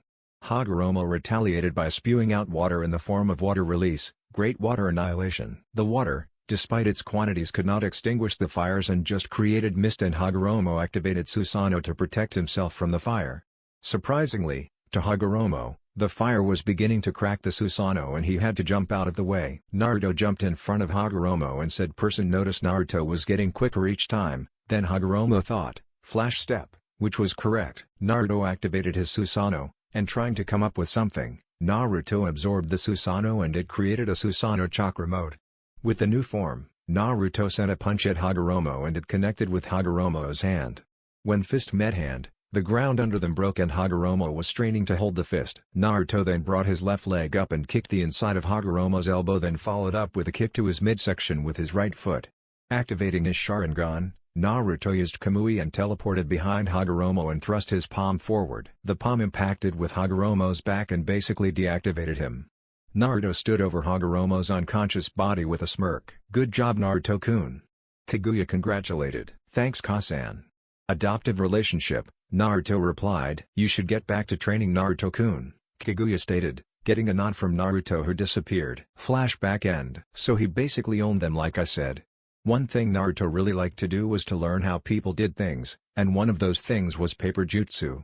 A female by the name Konan uses paper in her jutsus. The book already said how it was done, but he wanted to do it his own way. His way would be by combining his wood nature and his wind nature. Basically, Naruto would just make the wood chakra then cut it up with the wind nature. He made a jutsu named Paper Release, Gust of the Gods. This jutsu just made however many slips of paper Naruto wanted and they flew into the opponent along with wind. The paper will cut through them and the wind will blow them back. This jutsu is almost impossible to escape. Well, unless you go into the ground, then you're as safe as a baby. But he made various other jutsus of the paper release. The Chunin exams were nearing and Naruto could not be any more excited. This would be the chance that he could avenge Tailai. Perhaps he would even let Shardai get a paw in. He knew she would want to hurt who killed her sister. In the month he had left, he mastered almost everything he knew, which was practically everything almost. For the rest of the time he would meditate until the exams came around. -1 month later. Naruto was in his oasis and meditating. The entire month he was drawing in pure natural energy. He drew in so much natural energy that he changed physically. His eyes were glowing white with his eyes smoking the same glowing white. His body was grown to be a little bigger than a 13-year-old's like he was. He had designs across his body that were glowing just like his eyes. Then he felt it. The snake has returned. When he felt this he activated his Byakugan and looked for him to pinpoint the exact location. He saw him in the forest fighting a Jonin with Sharingan eyes with two Tomoe. He suspected it to be Sasuke Uchiha, the only one to survive the massacre. He teleported near them and surprise attacked the snake man thing. Naruto slammed his fist into the side of the snake's face, effectively knocking the crap out of him. Naruto was then standing where the snake was, and the Jonin was looking at Naruto in surprise. Who are you? Sasuke asked. You will know soon enough. Naruto replied, as he was going to show himself to the village once more after the exams finished. This reply seemed to agitate the young Uchiha. You will tell me your name now. I will do nothing. Naruto calmly replied with a glare, leaking killing intent. Sasuke shut up and fell to the floor, gasping for breaths. Naruto had to block an elbow to the right side of his face and slammed his fist into the snake's side after grabbing his arm. The punch knocked the air out of the snake and he fell to the floor. What is your name, Snake? Naruto asked with rage barely held back in his voice. The man chuckled, Orochimaru, Snake Sennin formerly of Konoha. Orochimaru found himself in the air with the Naruto's hand firmly around his neck. Seals then spread across Orochimaru's body before Naruto spoke. If you summon the snakes one more time, you will lose your contract with them, Naruto stated, getting a shocked look from Orochimaru. Who do you think you are? Orochimaru shouted. The one to bring an end to you. Naruto simply replied, run, cling on to your life, continue with your plans, I dare you. Naruto then dropped Orochimaru who ran away, still planning on invading Konoha. At least with all of his forces he should be able to bring down Naruto. Right?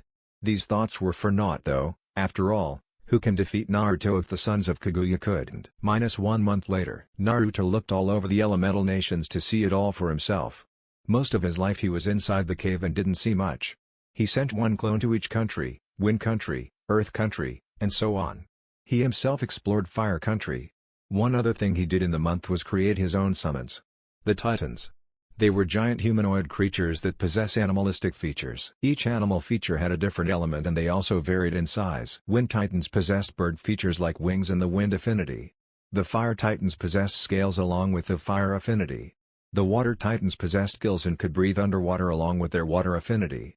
The Earth Titans didn't really have features of an animal, rather it had features of the earth. The Earth Titan had stone for skin and had an earth affinity. The Lightning Titan was like the Earth Titan. It didn't have animal features, rather the features of lightning. He trained his summons to develop their own Senjutsu, which they did. Their Sage mode basically originates from the element they possess. It enhances whatever element the user has the greater affinity for. The physical aspect was similar to the Toad Sage mode, besides the fact the user remains basically identical to what they first looked like. Their bodies adapt the properties of the element. Around this time, Naruto sent out clones to become his spy network. His network was greater than any network ever. He may know how things happen, but it is quite hard to relate a future event to that of a time, especially one that no one knows about except him. He knows everything that will happen, but not when.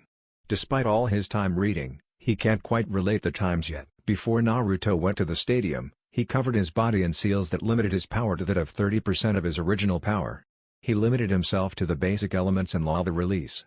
He was wearing robes similar to that of the old man, aka Hagoromo, more like Madara's Jubi robes. His robes had a hood as well as a mask that covered the bottom of his face. Presently, the final exam of the Chunin exams is taking place.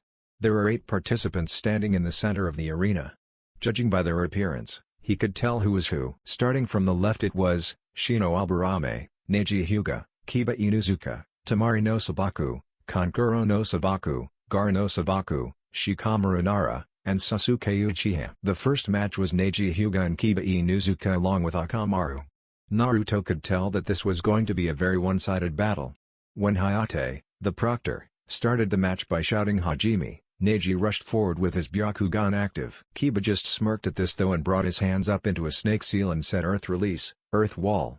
And Neji hit this wall and almost broke his nose but he had to quickly bring his arm up to block a falling axe kick from Kiba.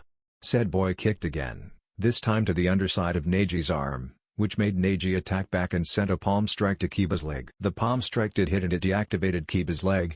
Akamaru, Kiba's companion, jumped forward and transformed into Kiba and began a series of attacks on Neji. Kiba soon got up and began helping Akamaru. Together they rained down attacks upon Neji who easily blocked said attacks.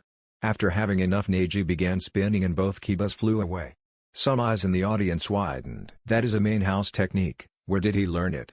Neji's uncle, Hiyashi asked himself until his youngest daughter pulled on his sleeve. Wasn't that the Kaiden father?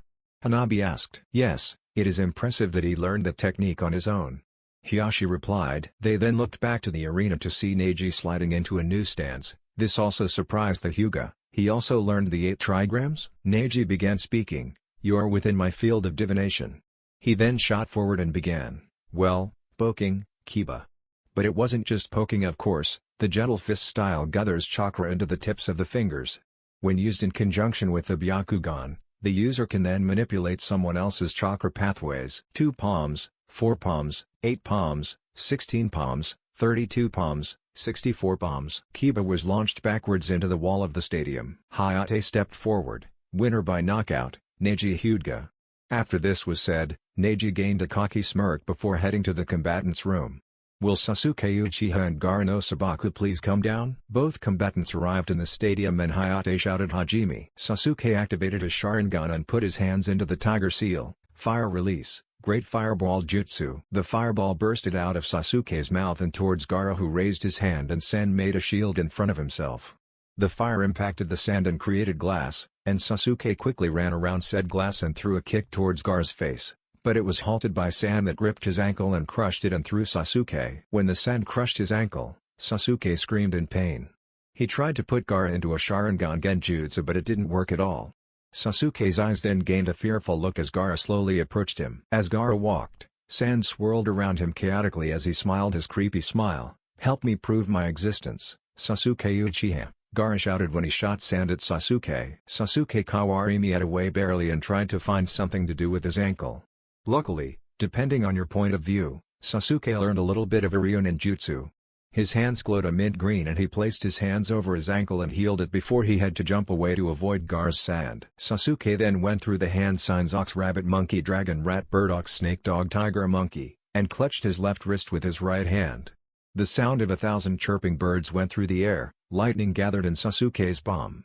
Sasuke ran at Gaara with his lightning-engulfed hand and thrust said hand forward at Gaara. Sasuke's hand pierced a dome of sand that Gaara made last second and hit Gaara in the shoulder. At this sudden sensation, Gaara shouted, "What is this warm feeling?" Gaara asks himself before he looks at his shoulder and saw blood. Blood? My blood? You will die, Uchiha. Gaara used the sphere around him to summon spikes to stab Sasuke. Sasuke had trouble pulling his arm out, but was able to after he applied lightning chakra to his arm and pulled as hard as he could. But he didn't get away before the spikes got him. Sasuke got stabbed in the stomach and the thigh. The wounds were bleeding very profusely. Sasuke gained another fearful look, and he had to dodge a spike of sand as the sphere around Gaara exploded, exposing Gaara's transformed state. Sand gathered on Gaara's body forming somewhat of shape of a raccoon with blue designs around his body. His eyes changed from the pupilless steel eyes going to a black clear eye, with yellow irises and pupils that each takes the shape of a black four-pointed star with 4 black dots around it. Gaara jumped into the air and put his sand-covered hands into a snake seal and spit out multiple balls of air. The wind bullets rushed Sasuke and only one hit him, but he got hit in the stomach. The wind bullet shredded up Sasuke's stomach and at this point various shinobi jumped down to the ground to try and hold back Gaara. Then white feathers began to fall, and Naruto quickly dispelled the obvious genjutsu before jumping down to the stadium floor and slamming his hand on the floor. When Naruto's hand hit the floor, seals rushed from said hand to Gaara's body and restrained him. The seal didn't hold very long and Gaara tried to shoot wind bullets at Naruto who seemingly wasn't affected by said bullets. Naruto then put his hands into the tiger seal and shot out some spheres of lava at Gaara who raised a wall of sand. Gaara's siblings came to try and take Gaara away, but Gaara didn't leave until Naruto appeared beside him and kicked him in the face. After Naruto kicked him, he became fearful and tried to run and Naruto let him go but not without making a lava clone to follow. Naruto also made thousands of clones to spread out across Konoha and help the citizens and shinobi. He also slammed his hand on the ground and summoned a fire titan that flew to the air and flew across Konoha to assist Naruto's clones. After he summoned his titan, he looked to the cage booth to see a purple barrier erected on the roof. Naruto quickly jumped up to the cage booth, noticing various Konoha Jonin staring at him, especially a one-eyed Jonin with his headband covering one eye. Naruto noticed a scorched body near the barrier, and deduced the barrier burns, which means it was the 4 violet flames formation. Despite the urgings of the Anbu near the barrier, Naruto put his hand on the barrier and opened a small opening for a short time and entered the barrier. He quickly jumped to the 3rd Hokage's aid and saw Orochimaru. To say the least, he was angry. Very angry. He made 4 shadow clones who used the fire release, dragon fire jutsu, which brought forth 4 dragons of fire after he did the same with wind, using the wind release, wind dragon jutsu. All 5 dragons merged, making a gigantic dragon that was searing hot and took up most of the roof. He then threw his hands to the side and made the ground into lava and threw his hands forward, causing waves of lava to shoot at Orochimaru, who merged into the ground after the massive dragon approached him and came out soon after. Orochimaru barely dodged the waves of hot lava before he made a shadow clone that jumped towards the back of the barrier and went through the hand signs tiger snake dog dragon and clapped his hands, completing the Edo Tensei preparation. 3 coffins began to rise, but the 3rd went back into the ground. Naruto knew the 3rd coffin was his father, and the first 2 were the first 2 Hokage, Hashirama, and Tobirama Senju. His father's coffin didn't rise because his soul was in the Shinigami's stomach. Flashback. Naruto was training in his mindscape as he felt a new energy that surfaced. He looked towards Kyuubi, who nodded its head to the side, pointing at a blonde male. "Excuse me, who are you?" Naruto asked the man. Said man looked at Naruto, who gained a surprised look and put his hand up. "Wait, aren't you the 4th Hokage?" Naruto asked, which got a nod. Then Naruto looked like he just found out the mystery of life. "Are you also my father?" Minato gained a surprised look. "How did you know of me being your father?" "I just saw you, and I just thought that we could practically pass for twins," Naruto stated. Minato then scratched the back of his head with a sheepish look. "Well, I'm sorry that me and your mother couldn't raise you, but it looks like you did well enough. How did you improve your mind so much?" "I got help from Furball over there," Naruto replied, getting a growl from Kyuubi. "But I looked at the seal, And you were supposed to show up as soon as something happened to it. You are really late. Minato looked back to Naruto after looking at the Kyuubi. I actually don't know what took me so long. He then noticed the seal on Kyuubi was gone. Where is the seal? He asked with a panicked voice. Naruto replied calmly. I removed when I first met Kyuubi, he and I are partners. This appeared to calm Minato. How did you remove it? I'm pretty sure you didn't get the key from the toads. I don't know, I just touched Kyuubi and it vanished. Naruto replied. They continued to talk, and Minato told him of the night of his birth and who attacked Konoha. But Naruto surprised him by telling him he already knew. Naruto told him of the cave right before Minato began vanish. As he was vanishing, Minato said this, you must avenge your mother and I, become Hokage and protect everyone you care for. After Minato left, Naruto thought about all he had. Sure, he had Kyuubi and Tail Eye, but other than that, he had no one. Flashback end. Who do you think you are to disturb with those who have left us? Naruto shouted at Orochimaru. Orochimaru gained a smirk. I'm God, of course. To be a god, people must believe you are, and I'm sure no one would ever believe you were a god. Naruto replied with venom dripping from his voice. It was then that Hiruzen asked Naruto, who are you? I'm hurt you don't remember me, old man. But I guess you wouldn't with your old mind and me being gone for so long. Naruto replied. Hiruzen went wide-eyed. Naruto? Correct. Naruto replied with a smirk under his mask. Naruto then shot forward towards Orochimaru and threw a right hook at said snake's face, but it was blocked by Hashirama, who seemed to be having trouble at holding the blood back. Naruto brought his left leg up and kicked Hashirama in the side, which sent him flying away. Naruto didn't relent and he jumped up and brought his right foot down on Orochimaru's head. It almost seemed like Orochimaru's head went into his body. That is worse than Tsunade's strength, Orochimaru thought. Naruto grabbed the back of Orochimaru's neck and pulled him back up through the roof and planted his left fist into Orochimaru's stomach.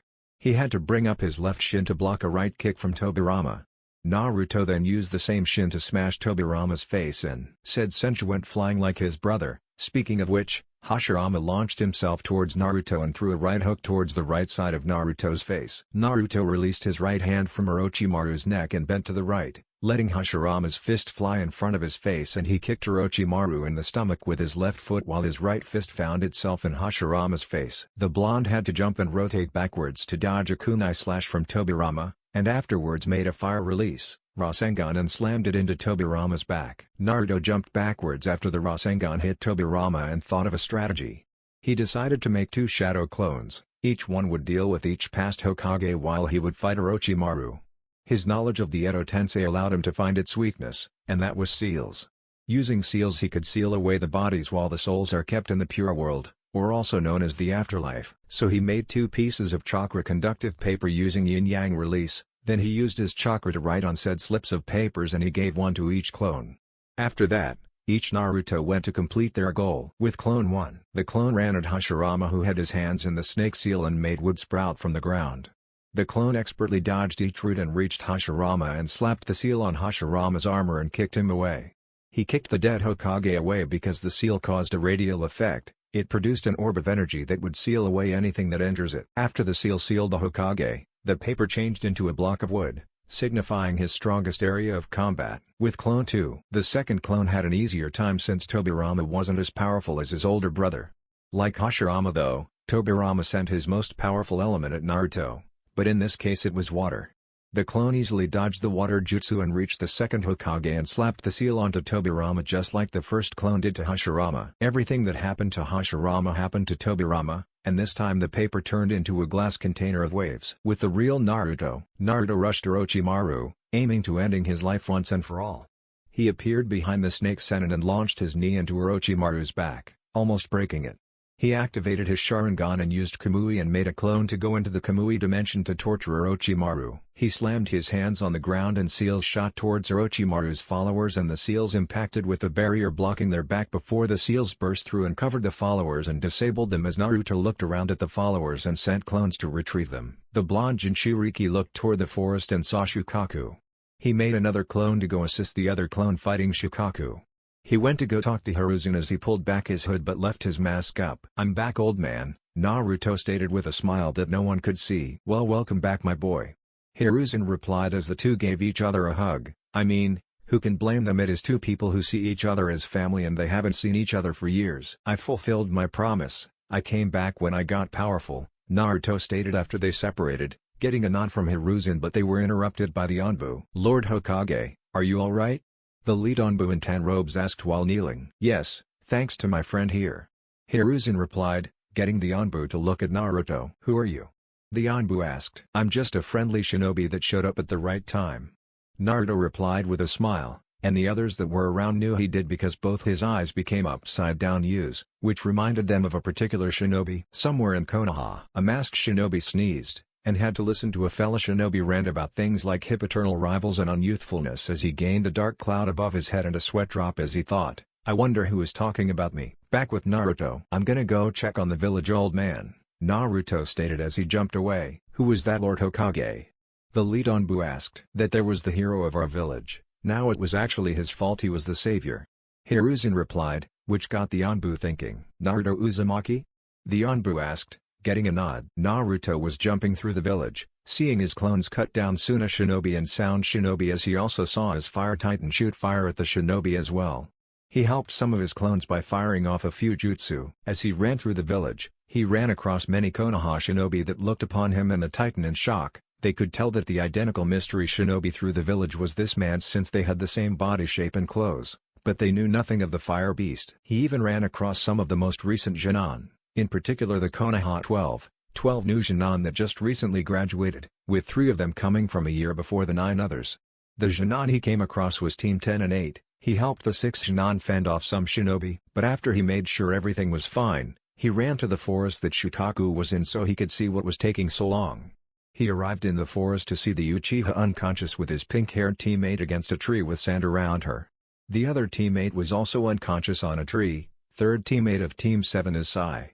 He saw his 2 clones just evading the Bijou. "What is taking you guys so long?" Naruto shouted at his clones. "Sorry boss, we were just trying to get Shukaku away from the Genin," the clone replied, getting a nod from Naruto. "Fine, but you could have just jumped and knocked the crazy kid on the noggin," Naruto replied with facepalm. The clones got sweat drops as they looked at each other, and they jumped and did exactly what Naruto said and knocked the crazy kid on the noggin. The Bijou began to shout about not having enough time out in the sandbox, obviously referring to fact that it controls sand. "Next time, don't take so much time and actually think," Naruto stated with a sweat drop, getting nods from the clones as they dispelled themselves. He made another clone to heal the Genin that Gar absolutely owned. He quickly left them before they woke up, and he jumped back to the village to see that his clones and the Konoha shinobi were rounding up the remaining foreign shinobi. The clones began to dispel after the Konoha shinobi thanked them. He got back to Hiruzen and told him of what happened. "My clones and your shinobi have finished defending the village from the foreign shinobi," Naruto reported. "Amazing job, Naruto," Hiruzen stated with a satisfied smile. "After this, do you want to show yourself to the villagers once more?" "I think that would be a good idea. They should have had enough time to deal with their anger," Naruto stated, and in reality, the villagers have actually begun to miss the blonde, but not because they lost a way to deal with their anger. The villagers have finally figured out that Naruto was not the QB, and that he was just an innocent, young boy. They were waiting for the day he would return, especially the ones that chased him into the forest of death. Perhaps when he revealed himself, the villagers would apologize for all they did. -1 hour later. All the shinobi reported in, and luckily no lives were lost, at least on Konoha's side. Having Naruto there really helped the village. Everyone that saw his clones knew this. Almost every Konoha shinobi faced a life-or-death situation and almost perished if it wasn't Naruto. He stopped any shinobi that would have killed a friendly. But no, everyone was gathered near the Hokage tower that was under the Hokage monument. The shinobi and villagers saw the Hokage on top of the building along with their savior. Hiruzen gathered chakra into his throat and spoke so everyone could hear him. "Today we were invaded. But we did not fall. It was the will of fire of one of us that ignited the fire in all of us." He put his hand out towards Naruto. "This young shinobi helped us all. He protected me and you, all of us experienced his heroic deeds. He defeated Orochimaru and the previous 2 Hokage." That last statement got gasps out of everyone present. "When Orochimaru attacked me, he used a forbidden jutsu called Edo Tensei to bring back the Shadaime and Nidaime. But this shinobi defeated not only Orochimaru, but also the first 2 Hokage on his own. I sat there helpless as I saw his will of fire outshine my own. It is because of this that in 5 years, he will be my successor after he gains experience of leading." His name was Naruto Uzumaki. This made everyone's eyes widen, then they cheered. Naruto was at a loss for words. Everyone was cheering for him and welcoming him back so easily. He smiled as tears streamed from his eyes. He is one step closer to realizing his dream to become Hokage and making his family proud. Speaking of his family, he should go to the Namikaze compound to get his grandfather's sword that the dragons and his father told him about. Soon, everyone left to get to their own devices, but right now minor repair is the main focus. Naruto may have saved the people, but the village still experienced minor damages. So most people will focus on those damages while others did things they had to. Naruto of course just went to his family's compound. The compound was surrounded by a barrier that rendered it invisible. The compound was located behind the Hokage mountain in a forest. The barrier could be disabled using blood since he was made using blood seals that could only be unlocked using someone's blood. So Naruto bit his thumb to draw blood, then he wiped it on the barrier. An opening appeared and he saw the house. It wasn't too big because it was only holding Minato and Kushina, and they were hoping, Naruto. He walked into the house and just took a tour. The final room he explored was the armory because that was where his grandfather's sword, Ikazuchi, was. He made his way to the armory and opened the Japanese-style doors to see walls full of weapons and a pedestal for Ikazuchi in the center of the room. The first thing he did was walk up to Ikazuchi. He was marveled by its beauty. The sheath looked to be constructed by the gods themselves. The sheath had a golden dragon running up and down the sides and the hilt had a dragon head for the pommel. Naruto picked it up and unsheathed it. The blade was yellow sapphire, most likely to complement the element of the Namikaze, lightning, and by extension, storm. He resheathed the blade and put it back on the pedestal. He decided to walk around Konoha and help anyone that needs it. As he did walk through the village, he asked people if he could help, but they just always ended up saying they had it and he already did a lot. So because of this he decided to go talk with the Sandaime. He used the Hiraishin to flash to the Hokage office knowing his father laid seals there, but if he looked around he would have noticed all the villagers around had shocked faces. When he flashed into the office, the occupant almost had a heart attack. "Minato?" Hiruzen asked. "Nope, still me old man."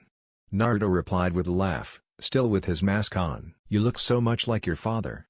Hiruzen commented. "I've told him that myself," Naruto stated. Hiruzen was shocked. "You've talked to him?" "Yeah, I talked to him in my mindscape," Naruto said. "Wow, even in death he surprises me," Hiruzen chuckled. "Yeah, he does," Naruto stated. "So what can I do for you my boy?" Hiruzen asked. "Do you have any missions?" Naruto asked. "You already want to start?" Hiruzen asked. "You just got back." "I know, and it is better to start now than get too used to working alone."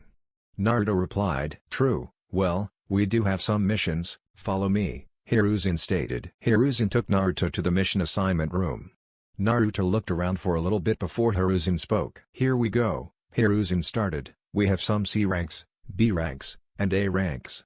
What's your preference?" Hiruzen asked. "I'll start with a C rank, don't want to have unnecessary risks for others," Naruto stated with a chuckle. Hiruzen chuckled as well. "Since we just had the Chunin exams, we have high-priority people that need help getting back to where they came from. Do you want one of those missions?" "Sure, doesn't sound too difficult," Naruto replied. Hiruzen handed Naruto the scroll. "Now comes the harder part, you need to find some people to help you." Hiruzen then pulled out some files. "These are files on active shinobi, look through and find some people." Naruto looked through the files and found 3 people, Shikamaru Nara, Choji Akimichi, and Neji Hyuga. He handed the files to Hiruzen so he could look at his choices. "These are good choices, Shikamaru and Choji are good allies and Neji gives good vision I should say." Hiruzen deduced before he nodded. "I will send Anbu to go fetch them, in the meantime, please take a seat." After 5 minutes, all 3 shinobi were standing in the mission room, with one of them wearing a brand new vest. Choji and Neji are still Jonin but Shikamaru got promoted to Chunin. Naruto decided to speak before Hiruzen did. "You guys have been called here to help give me experience, we are going on a C rank to escort a high-importance figure back to their home." Naruto told them, getting nods. "We will be heading out in 20 minutes, so pack for a week trip." Naruto already alerted the person when he was waiting for his team. So after 20 minutes, all 5 people were waiting at the front gate. The important person they had to guard was none other than Tazuna. "Alright sir, are you prepared?" Naruto asked Tazuna. "Yes Shinobi-san." Tazuna replied. "Please, call me Naruto," Naruto stated with a smile. Still no one saw his actual smile, they just saw his eyes go into upside-down U's that indicated a smile. "Okay Naruto." Tazuna replied with a smile. Naruto turned to his team. "Shikamaru, since you're the main strategist you will remain in the center for quick decisions. Choji, you will remain to right side of Tazuna while I stick to the left side. And Neji, You will remain in the back and use your Byakugan to watch for bandits. With that being said, Naruto and his team began to escort Tazuna back to Wave Country. Along the way, Naruto was always looking around to watch for bandits. "Shikamaru-san," Tazuna said, getting Shikamaru's attention. "Do you know anything about Naruto?" "No sir, this is the first time I was even around him." Shikamaru replied. "Interesting," Tazuna stated. It was relatively quiet on the trip, with the occasional cough of course. All the others continuously spared glances at Naruto. It got to the point that Naruto was getting disturbed by it. "Do you guys mind telling me why you all keep looking at me?" Naruto asked. Tazuna replied, "We are just curious about you. I mean, you just came out of nowhere." "I was in Konoha the entire time, just not where you could find me," Naruto commented. After that, no one talked at all and they just walked in silence. Then they were attacked, getting a comment from Tazuna. "Why does this always happen to me?" Tazuna asked himself. The shinobi appeared to be from auto, or sound. "Surround the client," Naruto ordered as he rushed the shinobi. Naruto counted 5 Jonin-level shinobi, each holding kunai in each hand. He seamlessly created a shadow clone and both he and his clone made 2 lava release, Rasengan in each hand and each Rasengan found itself in an auto shinobi's stomach. After each Naruto hit their target, the clone dispelled itself and Naruto appeared behind the shinobi and threw his right fist into the back of the shinobi's head. Once he finished the shinobi, he created a clone to go interrogate him as he walked back to his demon client. Naruto's team was surprised by how he dispatched the 5 Jonin in 5 seconds flat. But Naruto knocked them from their stupor by telling them they had to continue. Before they actually began to start walking again, Naruto created 20 clones that created a perimeter. They got to Wave to see that it was in ruins. Tazuna ran forward with tears in his eyes. "No!" he desperately shouted. Naruto created more shadow clones to search the destroyed village. His clones found 2 people, 1 boy and 1 woman. They brought these 2 to Tazuna. "Tsunami! Inari!" Tazuna exclaimed. Naruto made another clone to take his place. "I will search this area myself and look for indication of what happened." Naruto vanished before anyone could say anything and looked around. He looked around and saw a man standing next to a building. "What are you doing here?"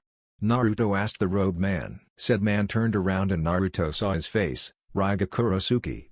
I gave them all a grand burial," he stated with a maniacal laugh. "You're crazy Raiga," Naruto stated as he summoned Ikazuchi and unsheathed the great blade. "So you want to challenge me? Okay, I'll humor you with a burial," Raiga stated as he rushed forward with the Kiba blades. Naruto's yellow sapphire blade clashed with the Kiba blades and lightning circles around them. Naruto kicks Raiga away and appears behind him and delivers a slash to Raiga's back. After blade met back, Naruto jumped and spun towards Raiga who tried to block Naruto's blade, but Ikazuchi smashed through the Kiba blades and Naruto landed in a 3-point landing before rushing Raiga away. Raiga thrust his blades towards Naruto and lightning arced towards Naruto who just absorbed the lightning and blue lightning raced across Ikazuchi's blade. Naruto dashed through Raiga with his blade pointing forward, and Raiga fell to the floor soon after. But Raiga started getting back up and he slashed lightning towards Naruto who cut through the lightning and sent his own that fried Raiga's nervous system. "You are a competent duelist, but I must end you," Naruto stated as he stabbed his blade downwards into a panicked Raiga, ending said swordsman. Naruto picked up the Raiga blades and sealed them away before heading back to Tazuna and his team. He regretted having to break the news to Tazuna, but then he realized that he could revive them. He sat down in the lotus position before he activated his Rinnegan and used Rin-Tensei to bring back everyone. The villagers awoke on the ground after Naruto brought them up before he used the jutsu. Naruto sat there as the villager woke up and began murmuring. "Sir, are we dead?" one of the females asked. "Not anymore, I gave you your lives back since they were taken so wrongfully." Naruto replied. "Thank you sir." The same female stated. "No problem, I am glad to have helped," Naruto stated honestly. Naruto led the villagers to Tazuna, getting shocked faces from Tsunami and Inari. "You guys are back," Inari exclaimed. "What do you mean?" Tazuna fearfully asked. "I regret to inform you that these people did die, but I brought them back using one of my jutsu," Naruto replied, getting shocked looks from his team and Tazuna and his family. "I'm done trying to understand shinobi," Tazuna stated as he rubbed his head, "but thank you for what you have done. I can literally never repay you." "You don't have to, I did this because I knew it was right. The only thing I ask is that we be partners when I become Hokage," Naruto stated with his eye smile. "No problem, but can I ask a little favor?" Tazuna asked with a sheepish smile. "Of course, what is it?" Naruto replied. "I guess during the attack, the bridge got destroyed over there, could you help us repair it?" Tazuna asked. "Of course, I can easily do that." Naruto turned 90 degrees and made a shadow clone. I need you to fix that bridge. Hi boss.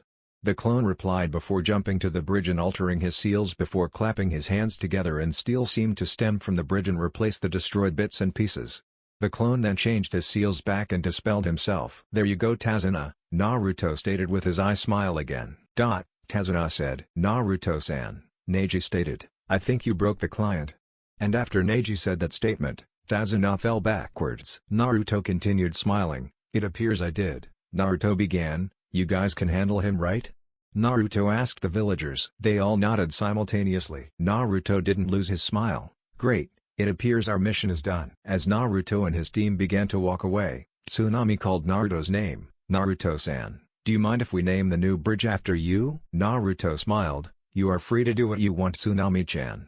Naruto replied, getting a blush from Tsunami. Naruto and his team then set back to Konoha, running through the trees in silence. They made it back to Konoha in about 2 hours and went straight to the Hokage Tower. They got permission from the secretary to enter the Hokage's office and they began to report their mission. After Naruto and his group gave their report, they went their own ways. Naruto went back to his cave and decided to train some more. The first thing he did was limit himself again, this time to 20% of his original power. He also switched from using lava release to using wood release. For a month he trained in using pure wood release, creating jutsu and empowering past ones.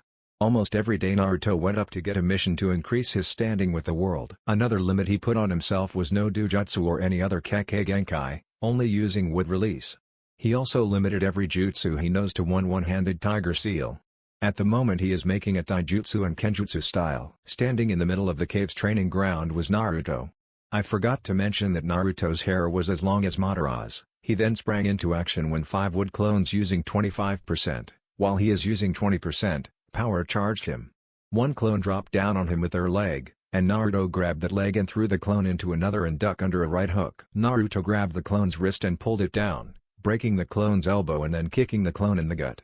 Naruto jumped over a left kick and kicked the clone in the head as he did a backflip. He grabbed another's fist and pulled in as he launched a fist into the clone's gut and threw the clone over himself and blocked a left kick with his right forearm and sent a left kick of his own into the side of the clone. For a month, Naruto has been increasing his power by sparring clones that are using more power. Fair to say he took a few beatings. He used a taijutsu style to develop his own. The style he took main inspiration from is the Ghost Kata, a style developed by Kaden Nomura.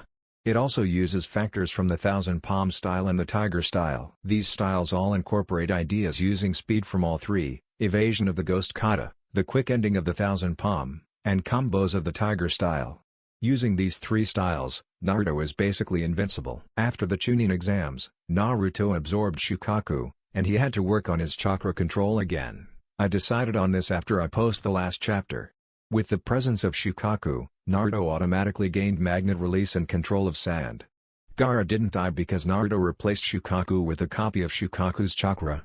Naruto did this on a whim and didn't know if he could do it. So basically Gaara lost Shukaku but retained his abilities. His kenjutsu is of similar technique, using speed, evasion, combos, and the quick end. His kenjutsu is quite deadly considering it is using a sharp blade. Some wood jutsu he has made include wood style, Rasengan, wood release, wood dragon bullets, and wood release, defending vines. That last jutsu is similar to what Shukaku does for their Jinchuriki. Unlike how they use sand, the jutsu uses vines.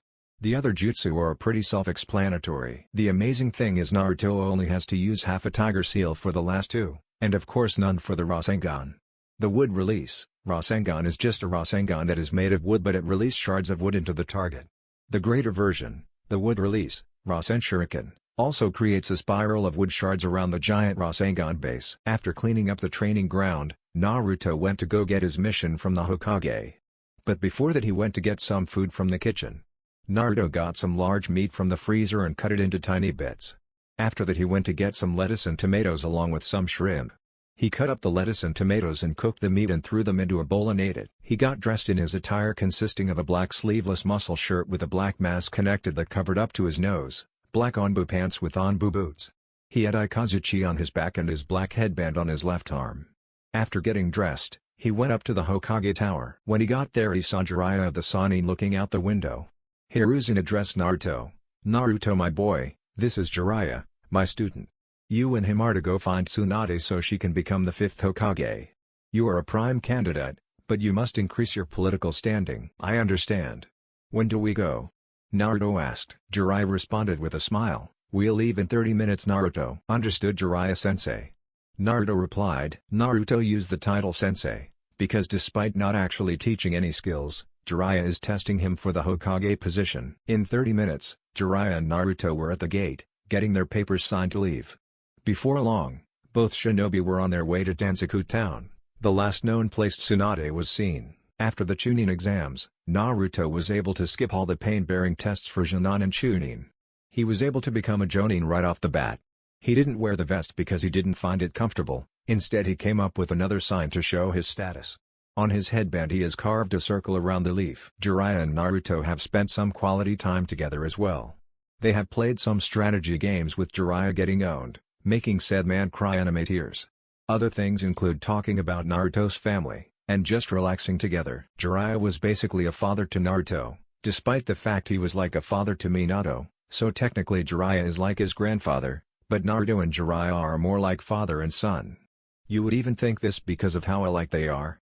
Sometimes they play pranks on random people, they just laugh together and Jiraiya naturally acts like a father to Naruto. You can see the parental love in Jiraiya's eyes towards Naruto. Jiraiya also tends to be very protective of Naruto. Danzaku was relatively close to Konoha, so it didn't take long to get there.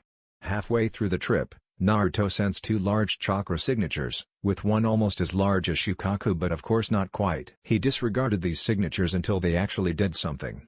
After they reached Danzaku town, they went to check into a hotel and Naruto sat in the room as Jiraiya went to go search for Tsunade.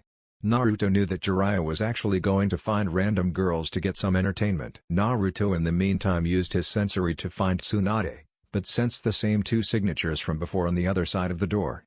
Before they knocked, Naruto opened the door and stared at them. Naruto said, "I don't want any," and shut the door. The blue shinobi, Kisame Hoshigaki, released a sweat drop and began to growl, "That Gaki, how dare he treat us like Girl Scouts?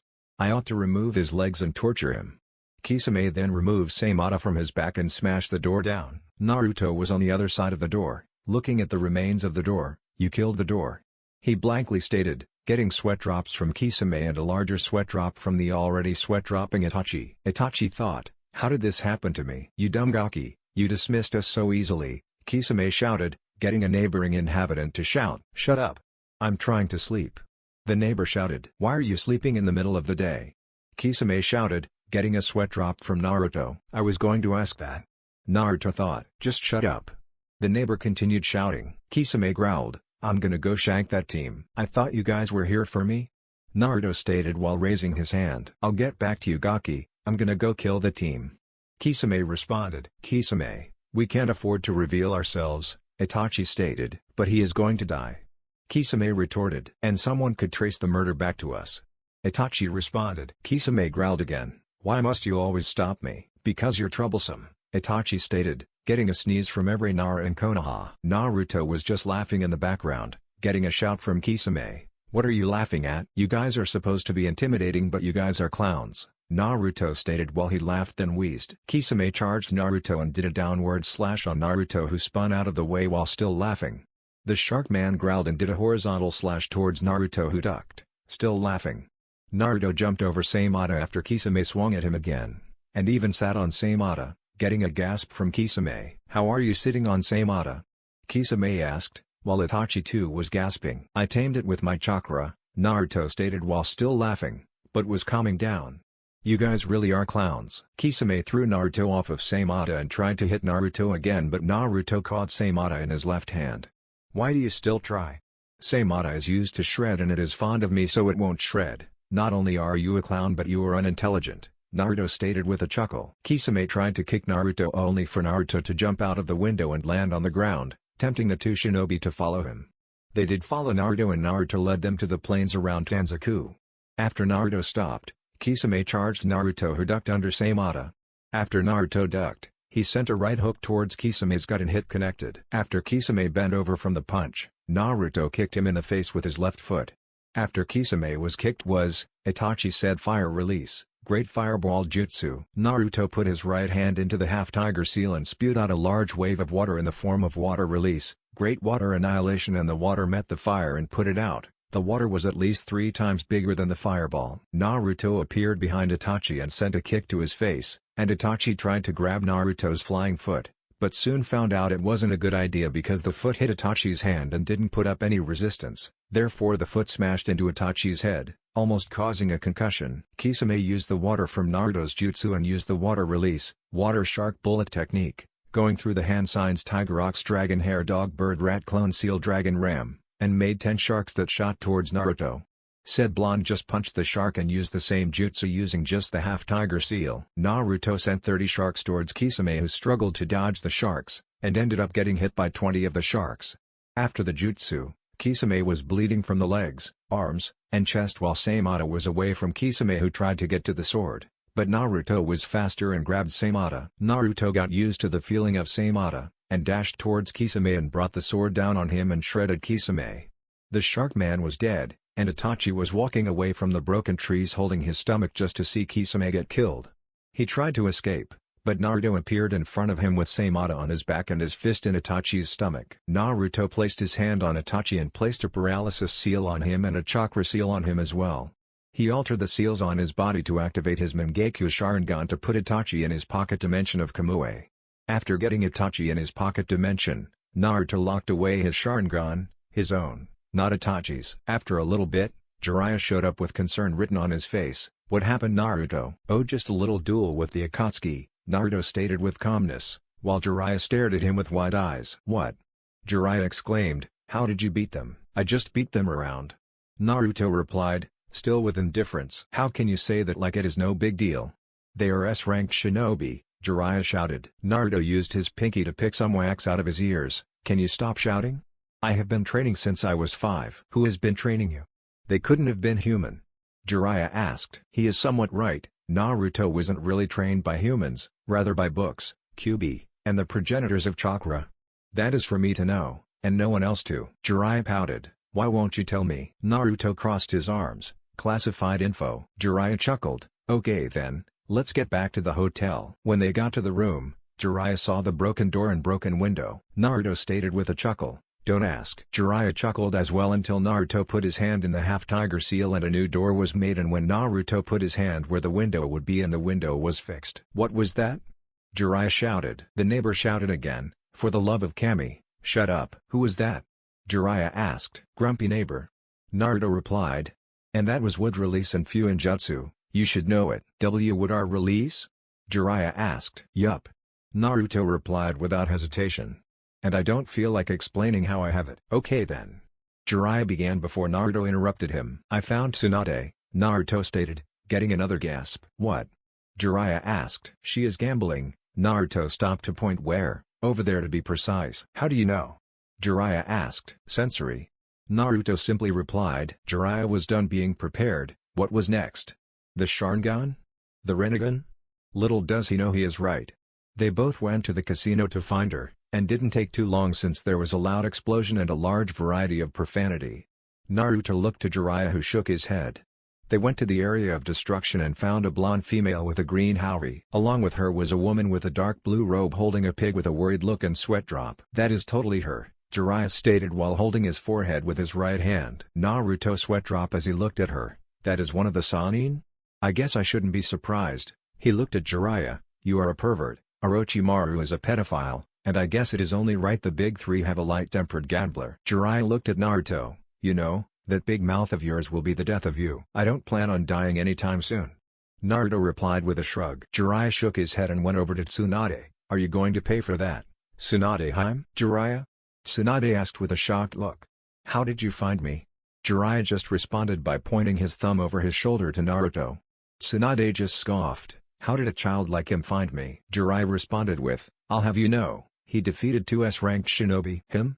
Tsunade asked pointing at Naruto. Getting a nod from Jiraiya, "I doubt he could hurt a fly." She responded with a scoff. "I don't take kindly to people talking down on me, Bachan," Naruto stated with his finger in his air. The air became cold as Tsunade began to glare at Naruto. "Bachan?" "Yup, if you're as old as Urasen in here, then you must be old," Naruto stated with his eyes closed while getting a hey from Jiraiya. "I'll show you old, meet me outside." Tsunade growled. In 5 minutes you could find Naruto and Tsunade standing in the street, with the latter glaring at Naruto, who was picking out his ear with his pinky. The symbolic tumbleweed rolled across the street, getting a sweat drop from Naruto. "Where did that come from?" Naruto asked out loud, getting sweat drops from Jiraiya, Tsunade, and Shizune Kato, Tsunade's apprentice. Even the pig that was being held dropped a sweat. "Get ready to get pummeled, Gaki," Tsunade yelled as she charged Naruto. As soon as Tsunade's fist was about to impact Naruto's forehead, Naruto put his finger in front of her fist, stopping it in place. "1 second. I'm taking it as you don't want to become Hokage?" Naruto asked, snapping Tsunade out of her stupor, as well as the others. No one has ever blocked a punch from Tsunade, especially with their finger. "So that is what you Bakas came here for?" Of course, striving to become Hokage is the dream of an idiot. They die for no reason. Tsunade replied. Naruto gained an angry expression. "Without them, you wouldn't be here. How many times have you been saved by a Hokage or one striving to be one? Would you say the same if Dan or Nawaki were here?" Naruto asked, long since the two fighters separating. Tsunade got even angrier. "Don't you dare speak of them. They were stupid. Even if they lived, they would have died protecting that stupid village," Tsunade shouted before she found her breath gone. Naruto just punched Tsunade in the gut. "I will not let you talk down on those stronger than you. Maybe you should have died in their place. At least they wouldn't have drowned themselves in booze after you died. They would move on in your memory." Tsunade just stood there. She realized what Naruto said was true. She was weak. But who wouldn't be after losing everything? Naruto seemingly read her mind. "You didn't lose everything. You had your sensei, Jiraiya, Shizune. I am the one who lost more than you. I lost my family before I met them. I was damned with a burden most men couldn't bear. And here you are complaining about losing just 2 people. At least I have the strength to know my family would want me to become strong. They trusted me to protect what they did." Naruto paused, catching his breath. "Hashirama-sama's will was wasted on you. You became a drunk hag who runs from her problems. You had a village who loved you, individual people who would give anything for you. Jiraiya cared for you and you dismissed him. Hiruzen-sama cared for you like a daughter and you had the niece of your lover. What did I have? I had just the Hiruzen in a village who scorned me.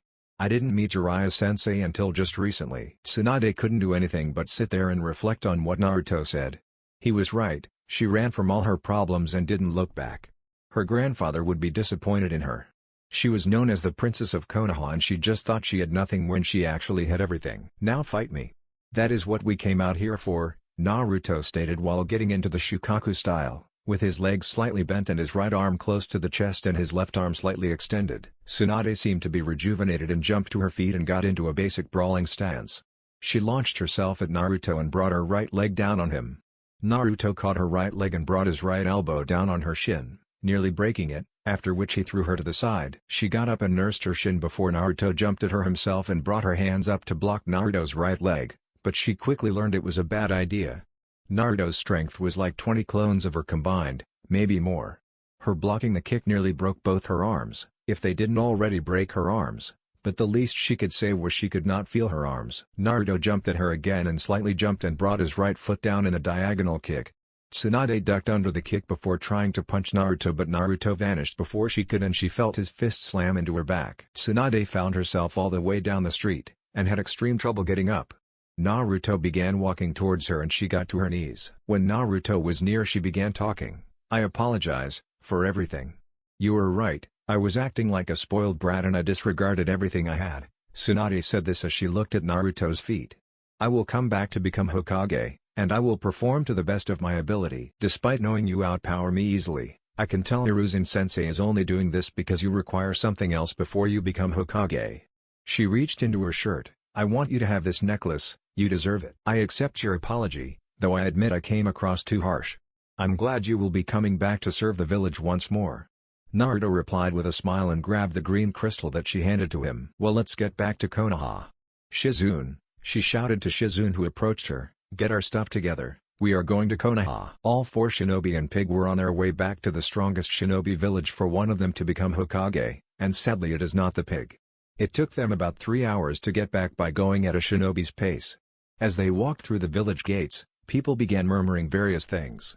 They soon reached the Hokage tower and walked to the Hokage's office. When they walked through, they came to see the old Kage reading a notorious orange book with a stream of blood coming from his left nostril. Naruto whispered to Tsunade, It is a good thing you are replacing him." Tsunade's sweat dropped in response. The old man then recognized the 5 new presences. "Ah, Tsunade-chan, it is good to see you are back," Hiruzen stated as he got up and went to hug Tsunade. "I'm happy to see you too, sensei." Tsunade replied with a smile. "I suppose Naruto or Jiraiya told you why I needed you?" Hiruzen asked. "Yeah, you need a new Hokage to take your place." Tsunade replied, "I accept the responsibility of being Hokage-sensei." "Great, I'm happy you accepted it, at least until Naruto gets enough experience," Hiruzen stated. Hiruzen then called Ananbu to gather the council so they could learn of his replacement. The ceremony took place the day after, with Tsunade having her coronation above the village on top of the Hokage Tower. The day of the coronation, there was also a feast to celebrate the return of the Princess of Konoha, the last Senju, at least, the last anyone knows. Against everyone's knowledge, Naruto is a Senju as well as a Uchiha. Minato was an Uchiha by his father being Minato. Kushina was a Senju by being the granddaughter of Hashirama, meaning Tsunade was Naruto's cousin. After Tsunade was brought to the village, Naruto was on a 5-week break, so he could train for that time. Naruto's training was focused on gaining full control of an element. With thousands of clones, Naruto achieved this for each element and sub-element.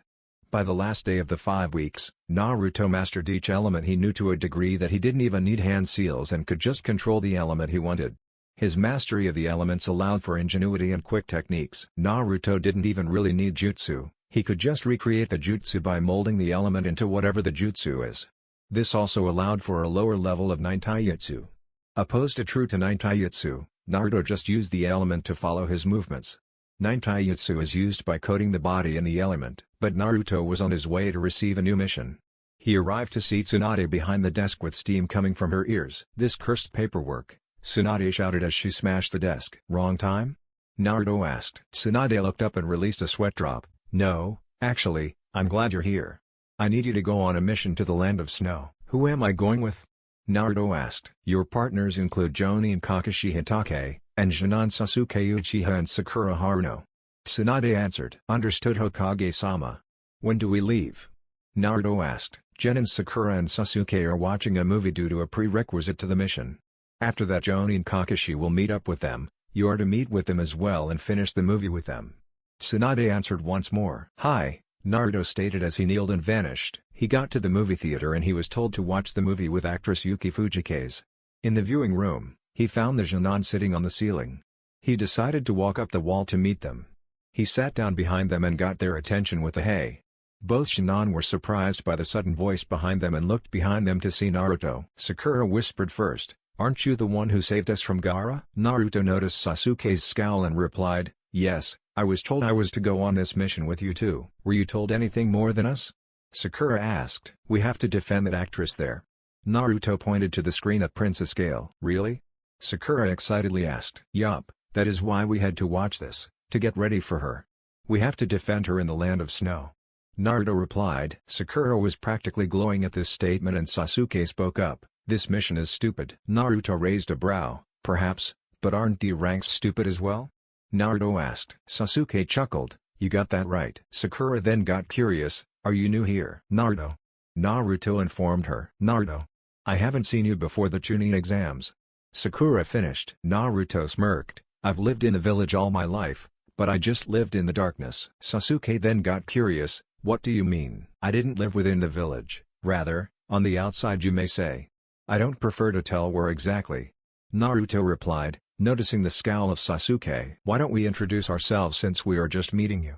"Naruto," Sakura said with a smile. "Sounds good, I'll start. My name is Naruto. I didn't really grow up with a last name. I don't really like last names, they give an identity that isn't yours. But my likes include training, animals, and cooking. I don't dislike cruelty, arrogance, and traitors. I dream to become the Hokage." Naruto informed. Sakura then spoke next. "My name is Sakura Haruno. I like." She looked at Sasuke with a giggle. "I dislike Pig, and my dreams include." She looked at Sasuke again with a giggle. Naruto rubbed his forehead. "Great, a fangirl." Kurama spoke up. "Just be glad you didn't have any. I have many bad memories of them." Naruto raised his eyebrow. "You had fangirls?" "Yes, I was actually really popular with the vixens." Kurama replied. Sasuke then spoke. "My name is Sasuke Uchiha. I don't really like anything, And I dislike basically everything but most of all sweets, them devils. My dream isn't really a dream, more of an ambition. I will avenge my family and restore its honor. God, an avenger. Naruto thought, if I may, Sakura, you might want to get out of that fangirl mindset. It will get you killed. I can tell that Sasuke prefers a girl that can handle themselves. And you Sasuke, that avenger attitude won't get you anywhere. Vengeance will blind you and will get you nowhere. True power stems from the desire to protect. Naruto told them, getting mixed reactions. Itachi told me to hate him, to despise him to get power to kill him. Perhaps Naruto is right, my hate has only weakened me. I got defeated by the green demon so easily. I depend on my Sharingan too much. I might as well give others a chance. Sasuke thought. He is right, I have almost died so many times already because I was depending on Sasuke-kun.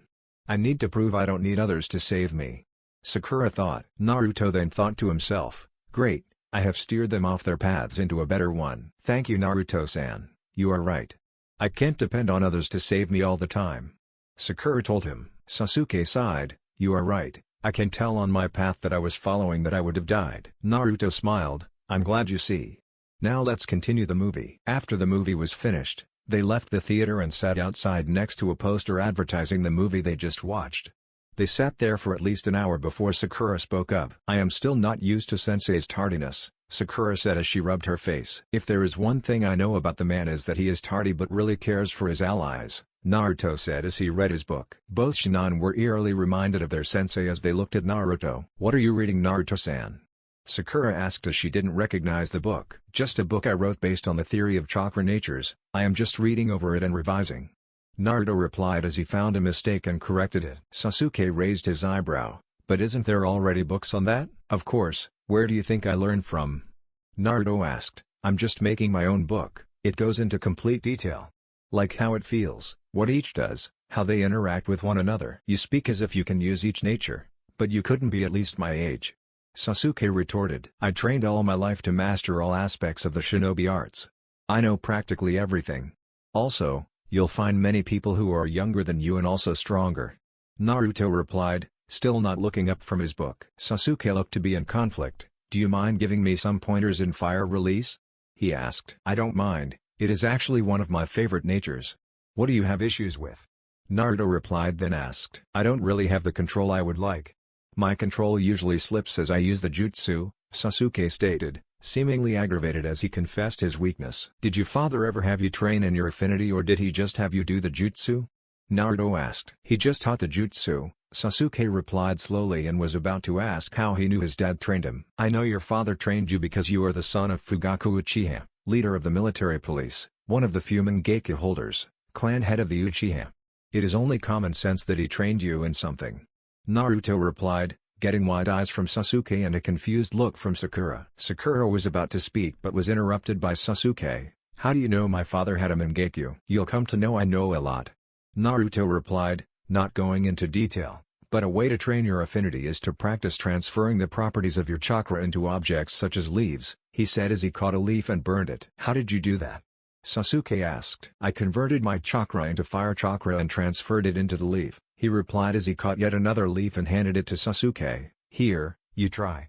Little do they know, Naruto was making trees on the buildings which was where the leaves came from. Sasuke tried to transfer fire chakra into the leaf, but was unsuccessful in his endeavors. He was about to speak but was interrupted by Naruto. Most shinobi don't work with their affinities until they are chunin and it usually takes years to learn, Naruto stated. Then how are you so proficient with it? Sasuke asked. Let's say I have a cheat technique that lets me learn things quicker, and I can't teach you because it is a very chakra-taxing jutsu. Naruto informed. Sakura then spoke up, what is a Mangekyo? Sasuke replied, it is an evolved version of the Sharingan obtained from dire situations. Kakashi then decided to arrive and spoke up, surprising Sakura and Sasuke. It turns out you are already teaching my Jonin things Naruto-san. Hi Kakashi-san, though they should already know it. Naruto replied with an eye smile that resembled the one-eyed Jonin as if he was a clone of him. To be fair, it is a chunin skill. Kakashi replied. To be fair, I believe they are already chunin material. Naruto retorted almost instantly, still looking at his book, making Kakashi wonder if this was how people felt about him reading his books as he talked. And how do you know that Naruto-san? Kakashi asked with a raised eyebrow. I can just feel it, just like the horses coming up now, Naruto said as horses burst through the gate right by them almost instantly.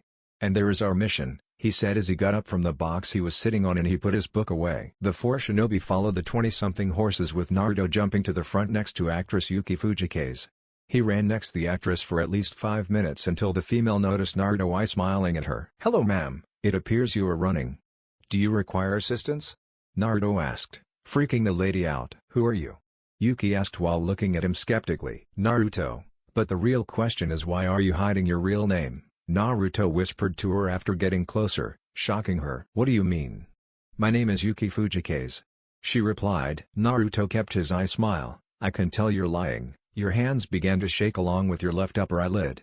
"We can talk about that later, because you are about to meet a fence." And true to his word, Yuki smacked face first into a fence and hit the floor. "I have to take you back to your director. I have a mission to complete and you won't ruin my record," Naruto stated as he grabbed her hand to pick her up. "I won't go back, I can't go to the land of snow," she replied. The others seemed to have lost them, as there were no other horses. "I have learned that it is best not to run from things. Your father wouldn't want you to avoid your kingdom, especially with your uncle terrorizing it," Naruto stated. "You know nothing about me," she shouted. "Actually, quite the opposite. I know more about you than you know yourself. You have nightmares about fire, water, mirrors, and your father's words still linger. He trusted you to help all he cared for.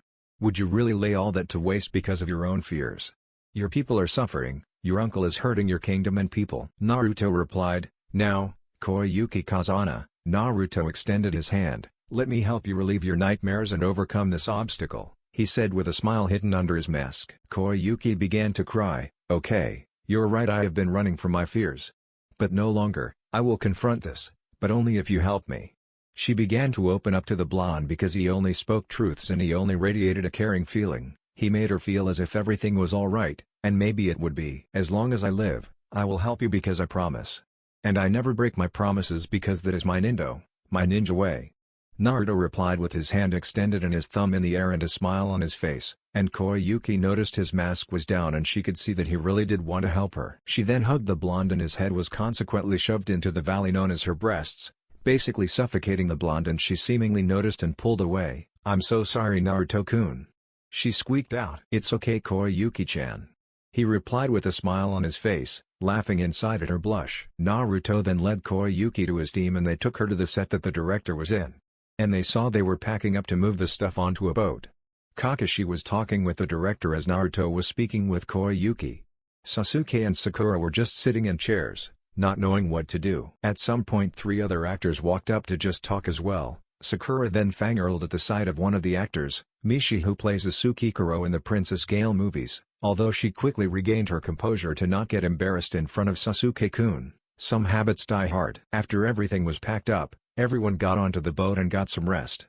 Around the next morning they were up to film some portions of the movie, and Koyuki's performance was greater than normal.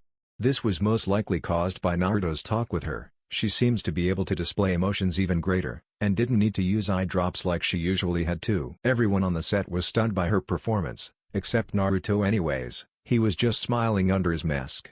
The next morning the crew saw they were heading for a glacier, and the director got an idea to film here. "This movie is going to change everything," the director exclaimed as everyone was just waking up. "Fool," he yelled to his assistant, "look at this perfect location, how can we not shoot here? When things like this happen we say the movie god has descended. Everyone prepare to disembark." The director continued. After they prepared the filming equipment, they were ready to film. I don't really want to describe the scene, so if you're able you should watch the movie. After the mountain of ice exploded and 3 snow shinobi appeared, the cast began to run but continued filming with the insistence of the director. The Konoha shinobi squared off with the snow shinobi and everything was quiet until Naruto thrust his hands forwards and water rushed the snow shinobi. The others jumped into action, with Sasuke firing off a fire release, great fireball jutsu towards the snow shinobi. Naruto adjusted his seals to allow use of ice release in place of wood release. He clapped his hands together and a dragon of ice sprouted from the ground and rushed the main shinobi, Nadaroga.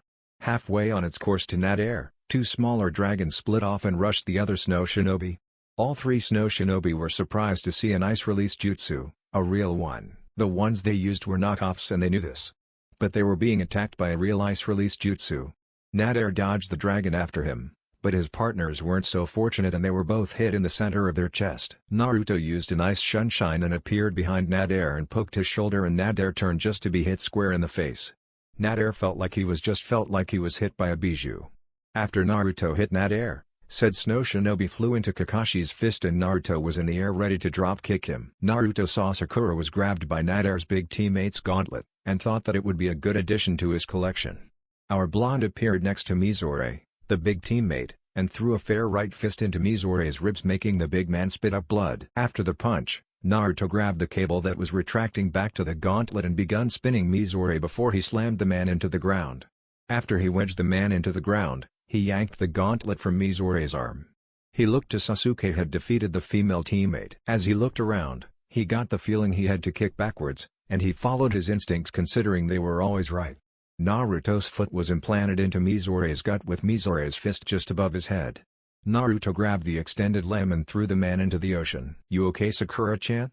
Naruto asked the pinkette, getting a blush from said female. "Yes, I am Naruto-kun." Sakura replied, "You go check with Sasuke-san while I go assist Kakashi." Naruto ordered. "Hi," Sakura shouted as she jumped to Sasuke. Naruto jumped up to Kakashi, who was still fighting an injured Nader. He jumped over Kakashi, who felt Naruto's presence, and Naruto kicked Nader in the face and ducked when Kakashi jumped over him. When Kakashi rushed Nader, said Jonin gripped his wrist after going through the hand signs ox rabbit monkey and chirping was heard. Naruto realized this was the Chidori and saw it in action. Nader dodged Kakashi by jumping over him, but found a great pain in his back as he was facing the copy nin. After he landed on the ground after going about 20 meters, he looked to see it was Naruto who kicked him. Nader was getting angry at the hooded blonde and went through the hand signs ram bird monkey horse snake dog for ice release, one-horned white whale.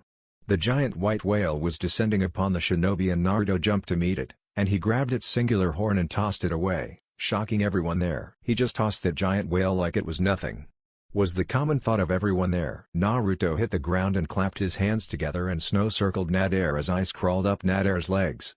The snow shinobi began to freak out as he lost feeling in his legs, and began to lose himself as Naruto walked through the circling snow. "Stay away," Nader shouted. Naruto just threw his hand forward and a spike of ice shot forward with it, and it stopped just in front of Nader's face.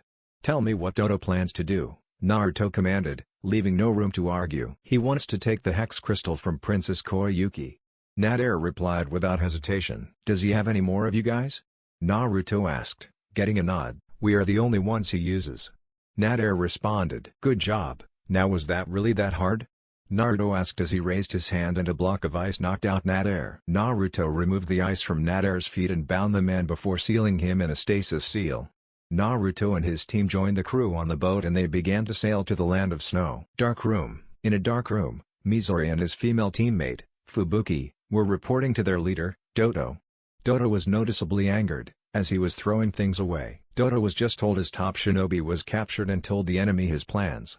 He almost killed his two remaining shinobi for bringing this information. "Dodo-sama, they had a new ninja that used ice release better than any of us could and we didn't even stand a chance," Fubuki informed. Mizore spoke next. "That boy dominated me in taijutsu, I couldn't do anything." "You guys were weak," Dodo retorted. "I trained you personally, yet you failed to take out a boy?" Mizore and Fubuki spoke simultaneously. "We apologize, Dodo-sama," they said as they were on their knees. "You failed.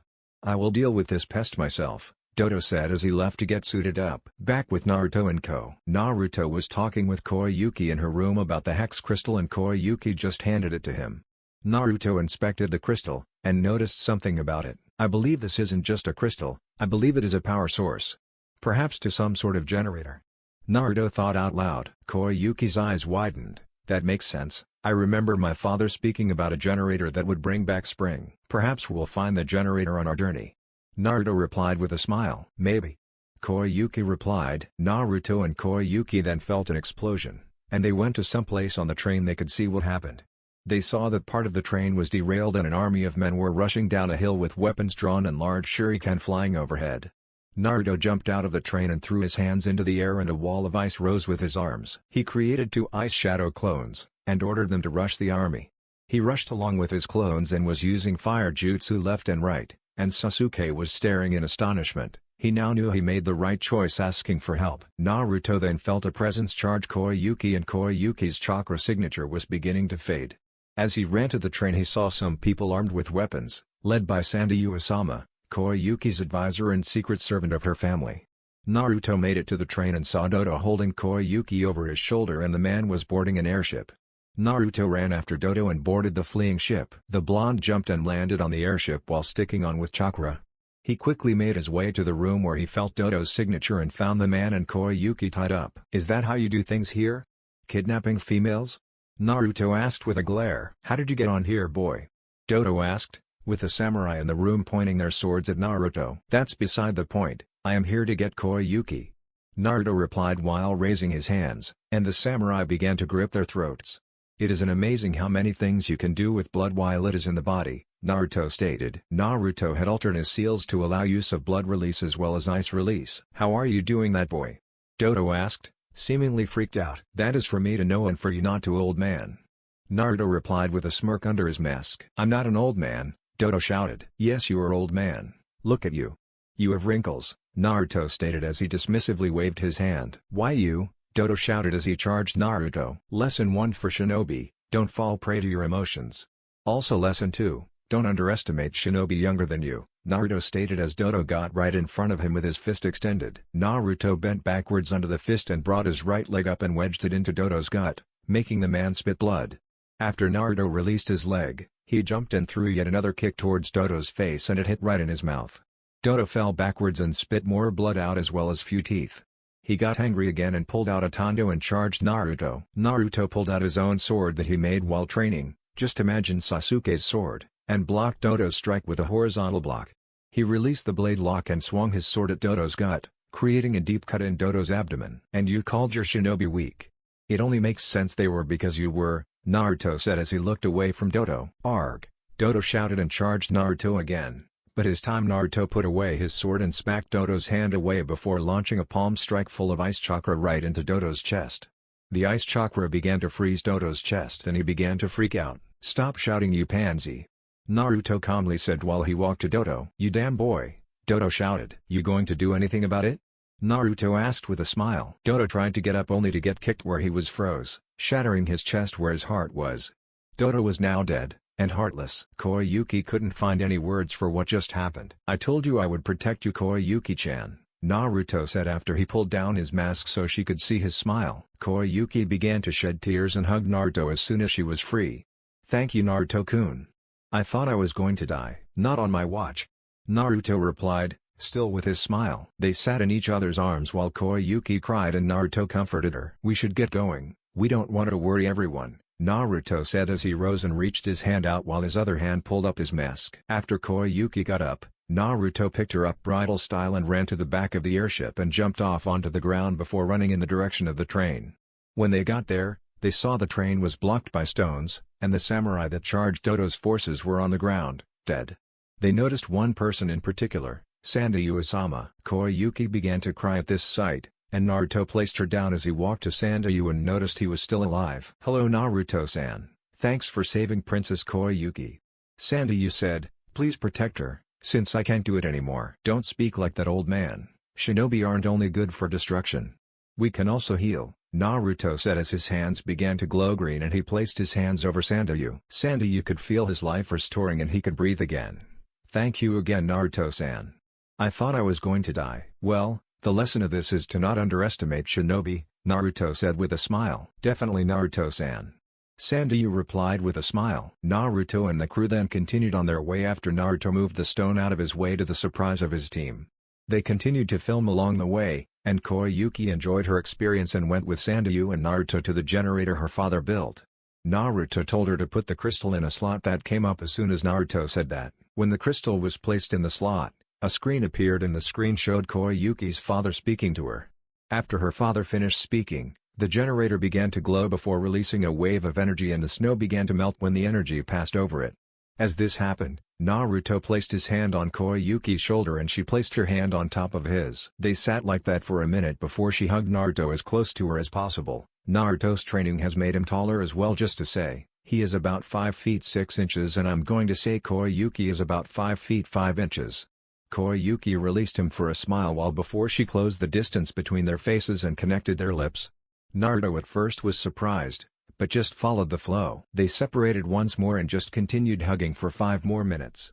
After they sat in each other's embrace, they walked back to Sandy, who was blushing and had blood coming from his left nostril. Koyuki noticed this and smacked the old man upside the head. "You perverted baka," Koyuki shouted, getting a smile from Naruto. They happily walked back to Naruto's team, and were told the filming crew returned back home. They spent a week in the now Land of Springs, and Naruto and Koyuki spent a lot of time together.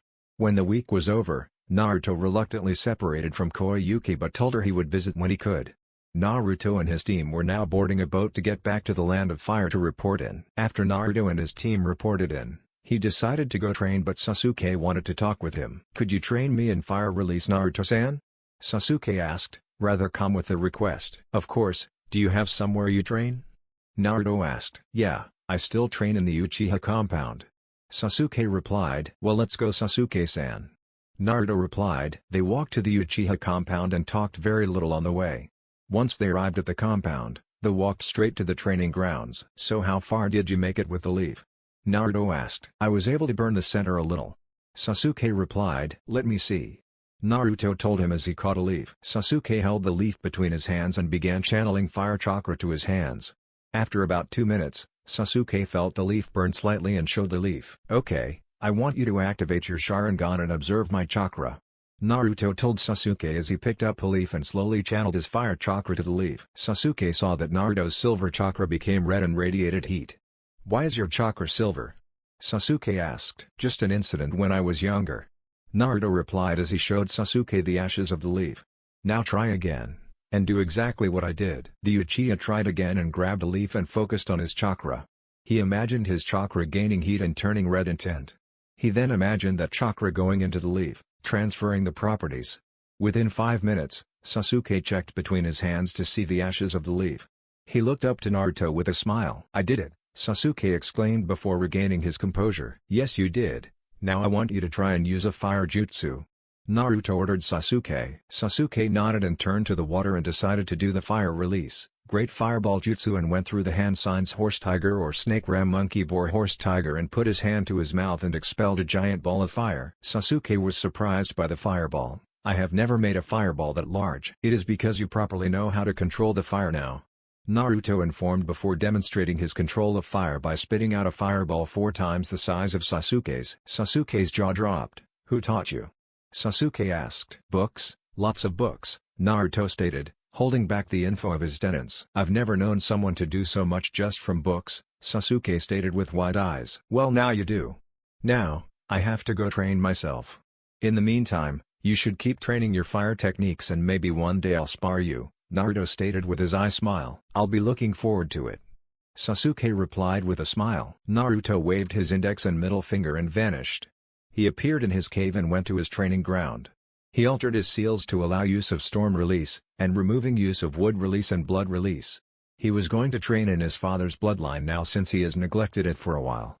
Naruto had his hands 5 inches apart and lasers began to link his hands together. He pushed his hands out and a wave of lasers rushed outwards. Deciding to work on his dragon transformation, he sat down and focused on his storm element and felt it move about his form, altering it. He felt his skin harden and his body grow to be at least thrice as big. He felt his body produce natural storms and he began to see natural energy. Naruto had just transformed into a storm dragon and he felt powerful. He swung his wings and shot lasers from the wind, and sat there in peace as he felt the natural energy course through his body. After about 10 minutes, Naruto released his dragon form and sat in the quiet. As he sat there, he released his storm element and bolts of powerful lightning arced around the training grounds. He finished connecting with his storm element and stood up and decided to focus on taijutsu and kenjutsu. Naruto decided to start with kenjutsu, and so he pulled out Ikazuchi and swung it around a bit to get reacquainted with the feeling of the dragon sword. He ordered the room to form bodies, practically Zetsus, and they charged him with their own swords. The clones fought with skill and finesse, not wasting any strikes. There were 20 clones that were formed and one charged Naruto, who ducked under the swipe. Naruto swung his blade through the clone and bisected it as he went to block a downward vertical strike. After his block he kicked off of the clone and did a backflip and landed behind another and separated it from its ankles before decapitating it. Naruto had to flip over a horizontal slash, and after which he impaled the clone on Ikazuchi before using Ikazuchi to overload it with lightning. Naruto brought his sword up on his right side to block yet another horizontal strike, and he appeared behind it and cut it in half from the top down. After 5 minutes, Naruto had defeated the 20-cage level swordsman. He made his sword vanish back to the dragon realm and he went to go cook himself something. He decided to make some common shrimp ramen using shrimp, of course, with Naruto, lettuce, carrots, and peppers. He took 20 minutes to eat it before he went to train again. Making it back to the training grounds, he released all the seals on his body. His entire body began to glow, but no physical changes took place. He just released all his seals, putting him at 100% power. Without his seals, he has access to every possible element. He can move faster than light, and can lift more than 900 quintillion tons. He quickly put his seals back on. Without his seals, his body can crash down on itself. His 13-year-old body cannot yet handle all the power. When he reaches 18 years old, his body will automatically deactivate the seals when his body produces more power than the seals can handle. He decided to train his power that remains after the rest is sealed to produce more when unsealed. On top of his power restriction seals, he put gravity seals on the 1000th level, basically saying Naruto is using more than 1000 times Earth's gravity.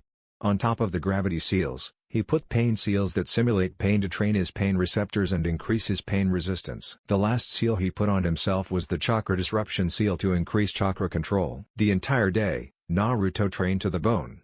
He was going to wear the seals everywhere he went. For example, he was wearing them to a mission he was going to get today. He made it to the Hokage office to get a mission from Tsunade.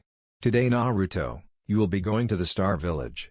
They have a stone that could prove useful, but if not able to get it, turn back. Hi Hokage-sama, any teammates? Naruto asked. This will be a solo mission, others could be at risk. I have heard the stone has a radioactive effect, harming anyone who uses it. You might be the only one who can be near it. Tsunade replied, understood, I will leave as soon as possible, Naruto stated. Naruto went to go get dressed in new clothes before starting the mission. He was now wearing a top similar to that of the shinobi from Iwa with only one sleeve and the shirt was black. He still had black Hanbu pants and he had black Hanbu boots along with his face mask and hood. He had a tanto on his back along with seals for his smaller weapons like shuriken and kunai. After Naruto got ready, he quickly left for the Star Village. At the pace he was going, he would make it to the village in about 2 days since their country is on the other side of the continent and Naruto moves rather quickly. When he was about 10 miles away from the village, he dodged an attack from a man, rather a boy. The thing about the boy was that he was using purple chakra to fly. The boy put his hands in the snake seal and a purple chakra beast charged Naruto.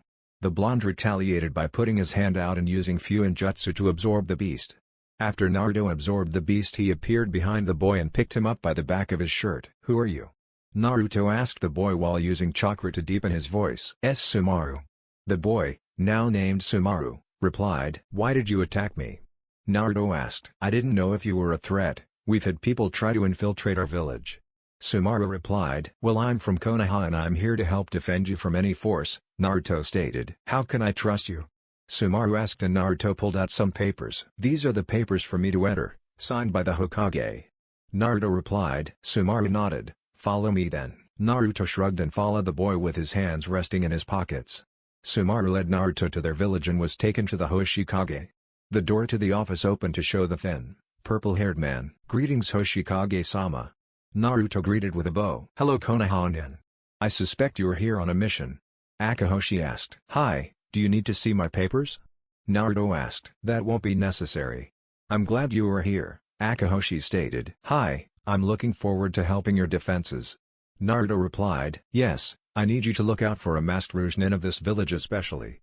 They are really proving to be a hassle, Akahoshi stated with a smile. Naruto left the room to establish a defense with his clones. He made 10 shadow clones to surround the village to look out for the Rougenin. After that, Naruto went to a room that was set up for him to unpack. He arrived near midday, so it wasn't that late and it was about time for dinner.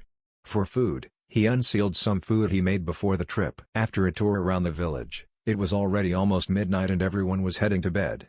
Before he went to bed though, he checked with his clones first. His clones didn't see anything yet, so Naruto went to his room to look at the seal he used to absorb the star chakra as Naruto deduced its nature.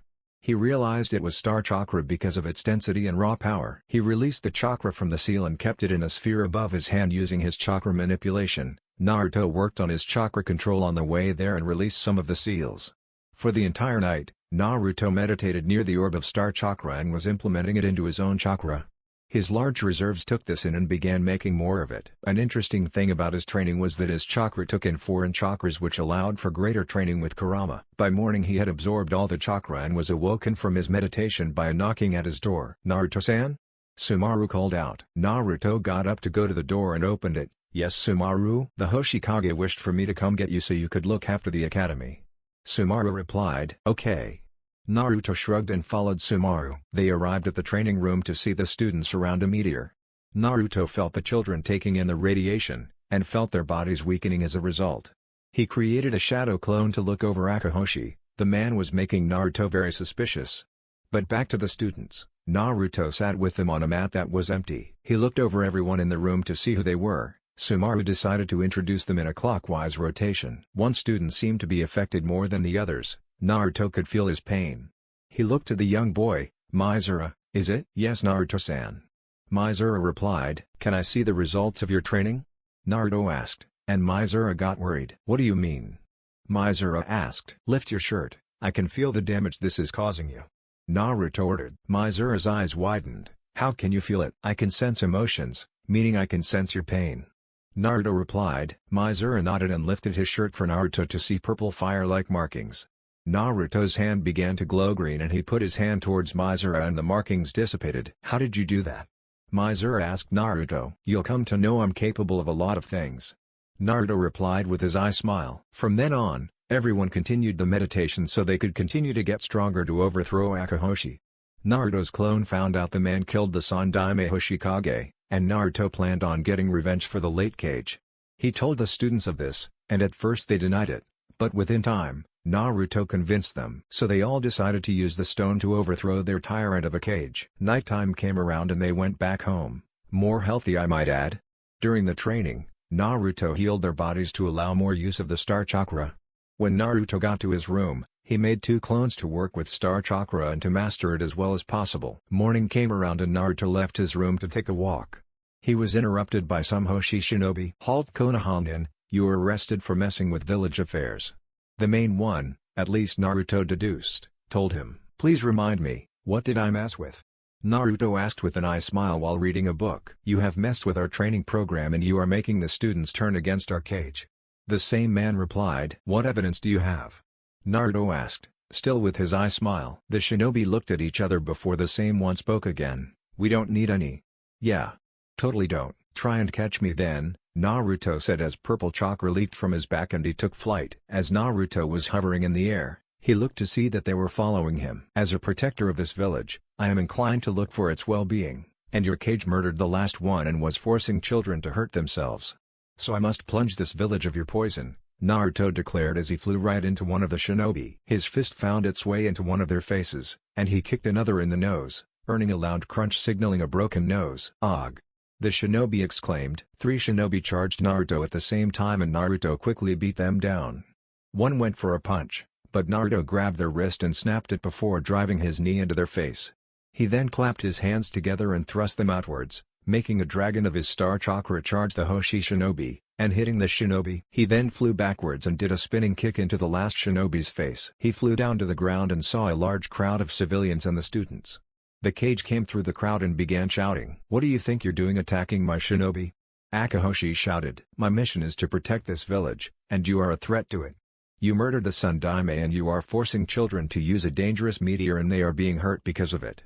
Naruto replied, "One of them even had markings from it, but I had to heal them so the young boy didn't die because of his self-centered tyrant of a Kage. I decided what is best for my village." Akahoshi shouted, but was interrupted by a long-forgotten voice. "Ah, but it isn't yours." A man stepped out of the shadows. It was the Sandaime, Haruki. Real character didn't have a name, so just came up with one. Akahoshi was stunned. He thought he killed the man. "You did kill me aka, but this young man brought me back," Haruki stated. "Well, I'll be sure you can't come back," Akahoshi yelled as he charged the man. Akahoshi was right in front of Haruki but then a purple wave of energy pulsed from Haruki. The old man stood there, hands in the opposite sleeve. Akahoshi yelled and jumped at him once more and clapped his hands and thrust them outwards towards the old man. Purple energy in the form of a tiger rushed the old man once more, but a barrier of the same purple energy protected Haruki. "You can't defeat me aka. You just caught me off guard the first time. But now I am ready, Haruki stated as he held one arm behind his back and the other was extended and bent at the elbow. Akahoshi got angered and charged Haruki and threw his fist towards his face. Haruki grabbed the fist and lodged his knee into Akahoshi's abdomen. Akahoshi spit up blood as Haruki kicked the man in the face. Haruki put his hands into the ram hand sign and the purple chakra returned in the shape of a ram. The ram charged Akahoshi, who put his hands in the serpent hand sign. As soon as he got up, his purple chakra sprouted to form a barrier. The barrier proved to be paper as the ram burst through like nothing, and continued on to hit Akahoshi. "Give up, Akahoshi, you have lost," Haruki declared. "It's not over till you're dead," Akahoshi shouted manically, signaling his minions to charge. Akahoshi's two minions, Shiso and Iyotaka, charged the old cage. But Haruki wasn't a cage for no reason. Shiso threw a right hook that Haruki ducked under and then jumped over a kick from Iyotaka. When Haruki landed, he kept one hand behind his back and used his other hand to block both their punches and kicks. Akahoshi got angered by the lack of skill from his subordinates and jumped in as well. Akahoshi landed in a three-point landing and released a wave of star chakra, but the only ones affected was his minions and Haruki wasn't affected at all. Akahoshi got angered once more and tried a flying kick, but Haruki dodged it by bending back, letting the kick fly by. Akahoshi didn't let off, and he tried a roundhouse kick, but Haruki blocked it. Next Haruki went on the offensive and punched Akahoshi in the gut, but Akahoshi dodged the punch and threw his own towards Haruki's face. Haruki used his extended hand to smack away Akahoshi's arm. "Shiso, Iyotaka, grab the meteor," Akahoshi ordered. Shiso and Iyotaka came back to see the two still fighting. "Boss," Iyotaka shouted to Akahoshi while he threw the stone to Akahoshi. The meteor made it halfway, but then Naruto caught it. "That wouldn't be very fair, Akahoshi Baka," Naruto stated with an eye smile. "You annoying child. Give it," Akahoshi demanded as he began to rush Naruto. Haruki appeared in front of Akahoshi and gave him a good left hook to the face. "You fight as with me, Akahoshi." Akahoshi got up and ran to Haruki and jumped before doing a falling axe kick, and jumping off of Haruki's forearms. He reached for the meteor, but Naruto pulled it backwards and pushed him back with his palm to Akahoshi's face. "No, Akahoshi Baka, bad boy," Naruto stated as the meteor began to glow and the chakra went into Naruto. "You imbecile, give it," Akahoshi shouted. Naruto, feeling that he drained the meteor completely, gave it to him. "Here you go, not like you'll get anything from it," Naruto said as he chuckled. Akahoshi felt the lack of energy from the orb. "What did you do?" "Oh, that? I just drained it so you can't use it," Naruto said as he dismissively waved his hand. "Ah. I hate you," Akahoshi shouted. Naruto put his hand to his heart. "Ah, I am hurt," he sarcastically stated. "I will kill you," Akahoshi shouted. "Try it," Naruto seriously retorted. Akahoshi jumped from his kneeling position and charged Naruto and cocked his fist back. Naruto then vanished, standing behind Akahoshi. Akahoshi tried to punch him again, but Naruto vanished again. "Damn it.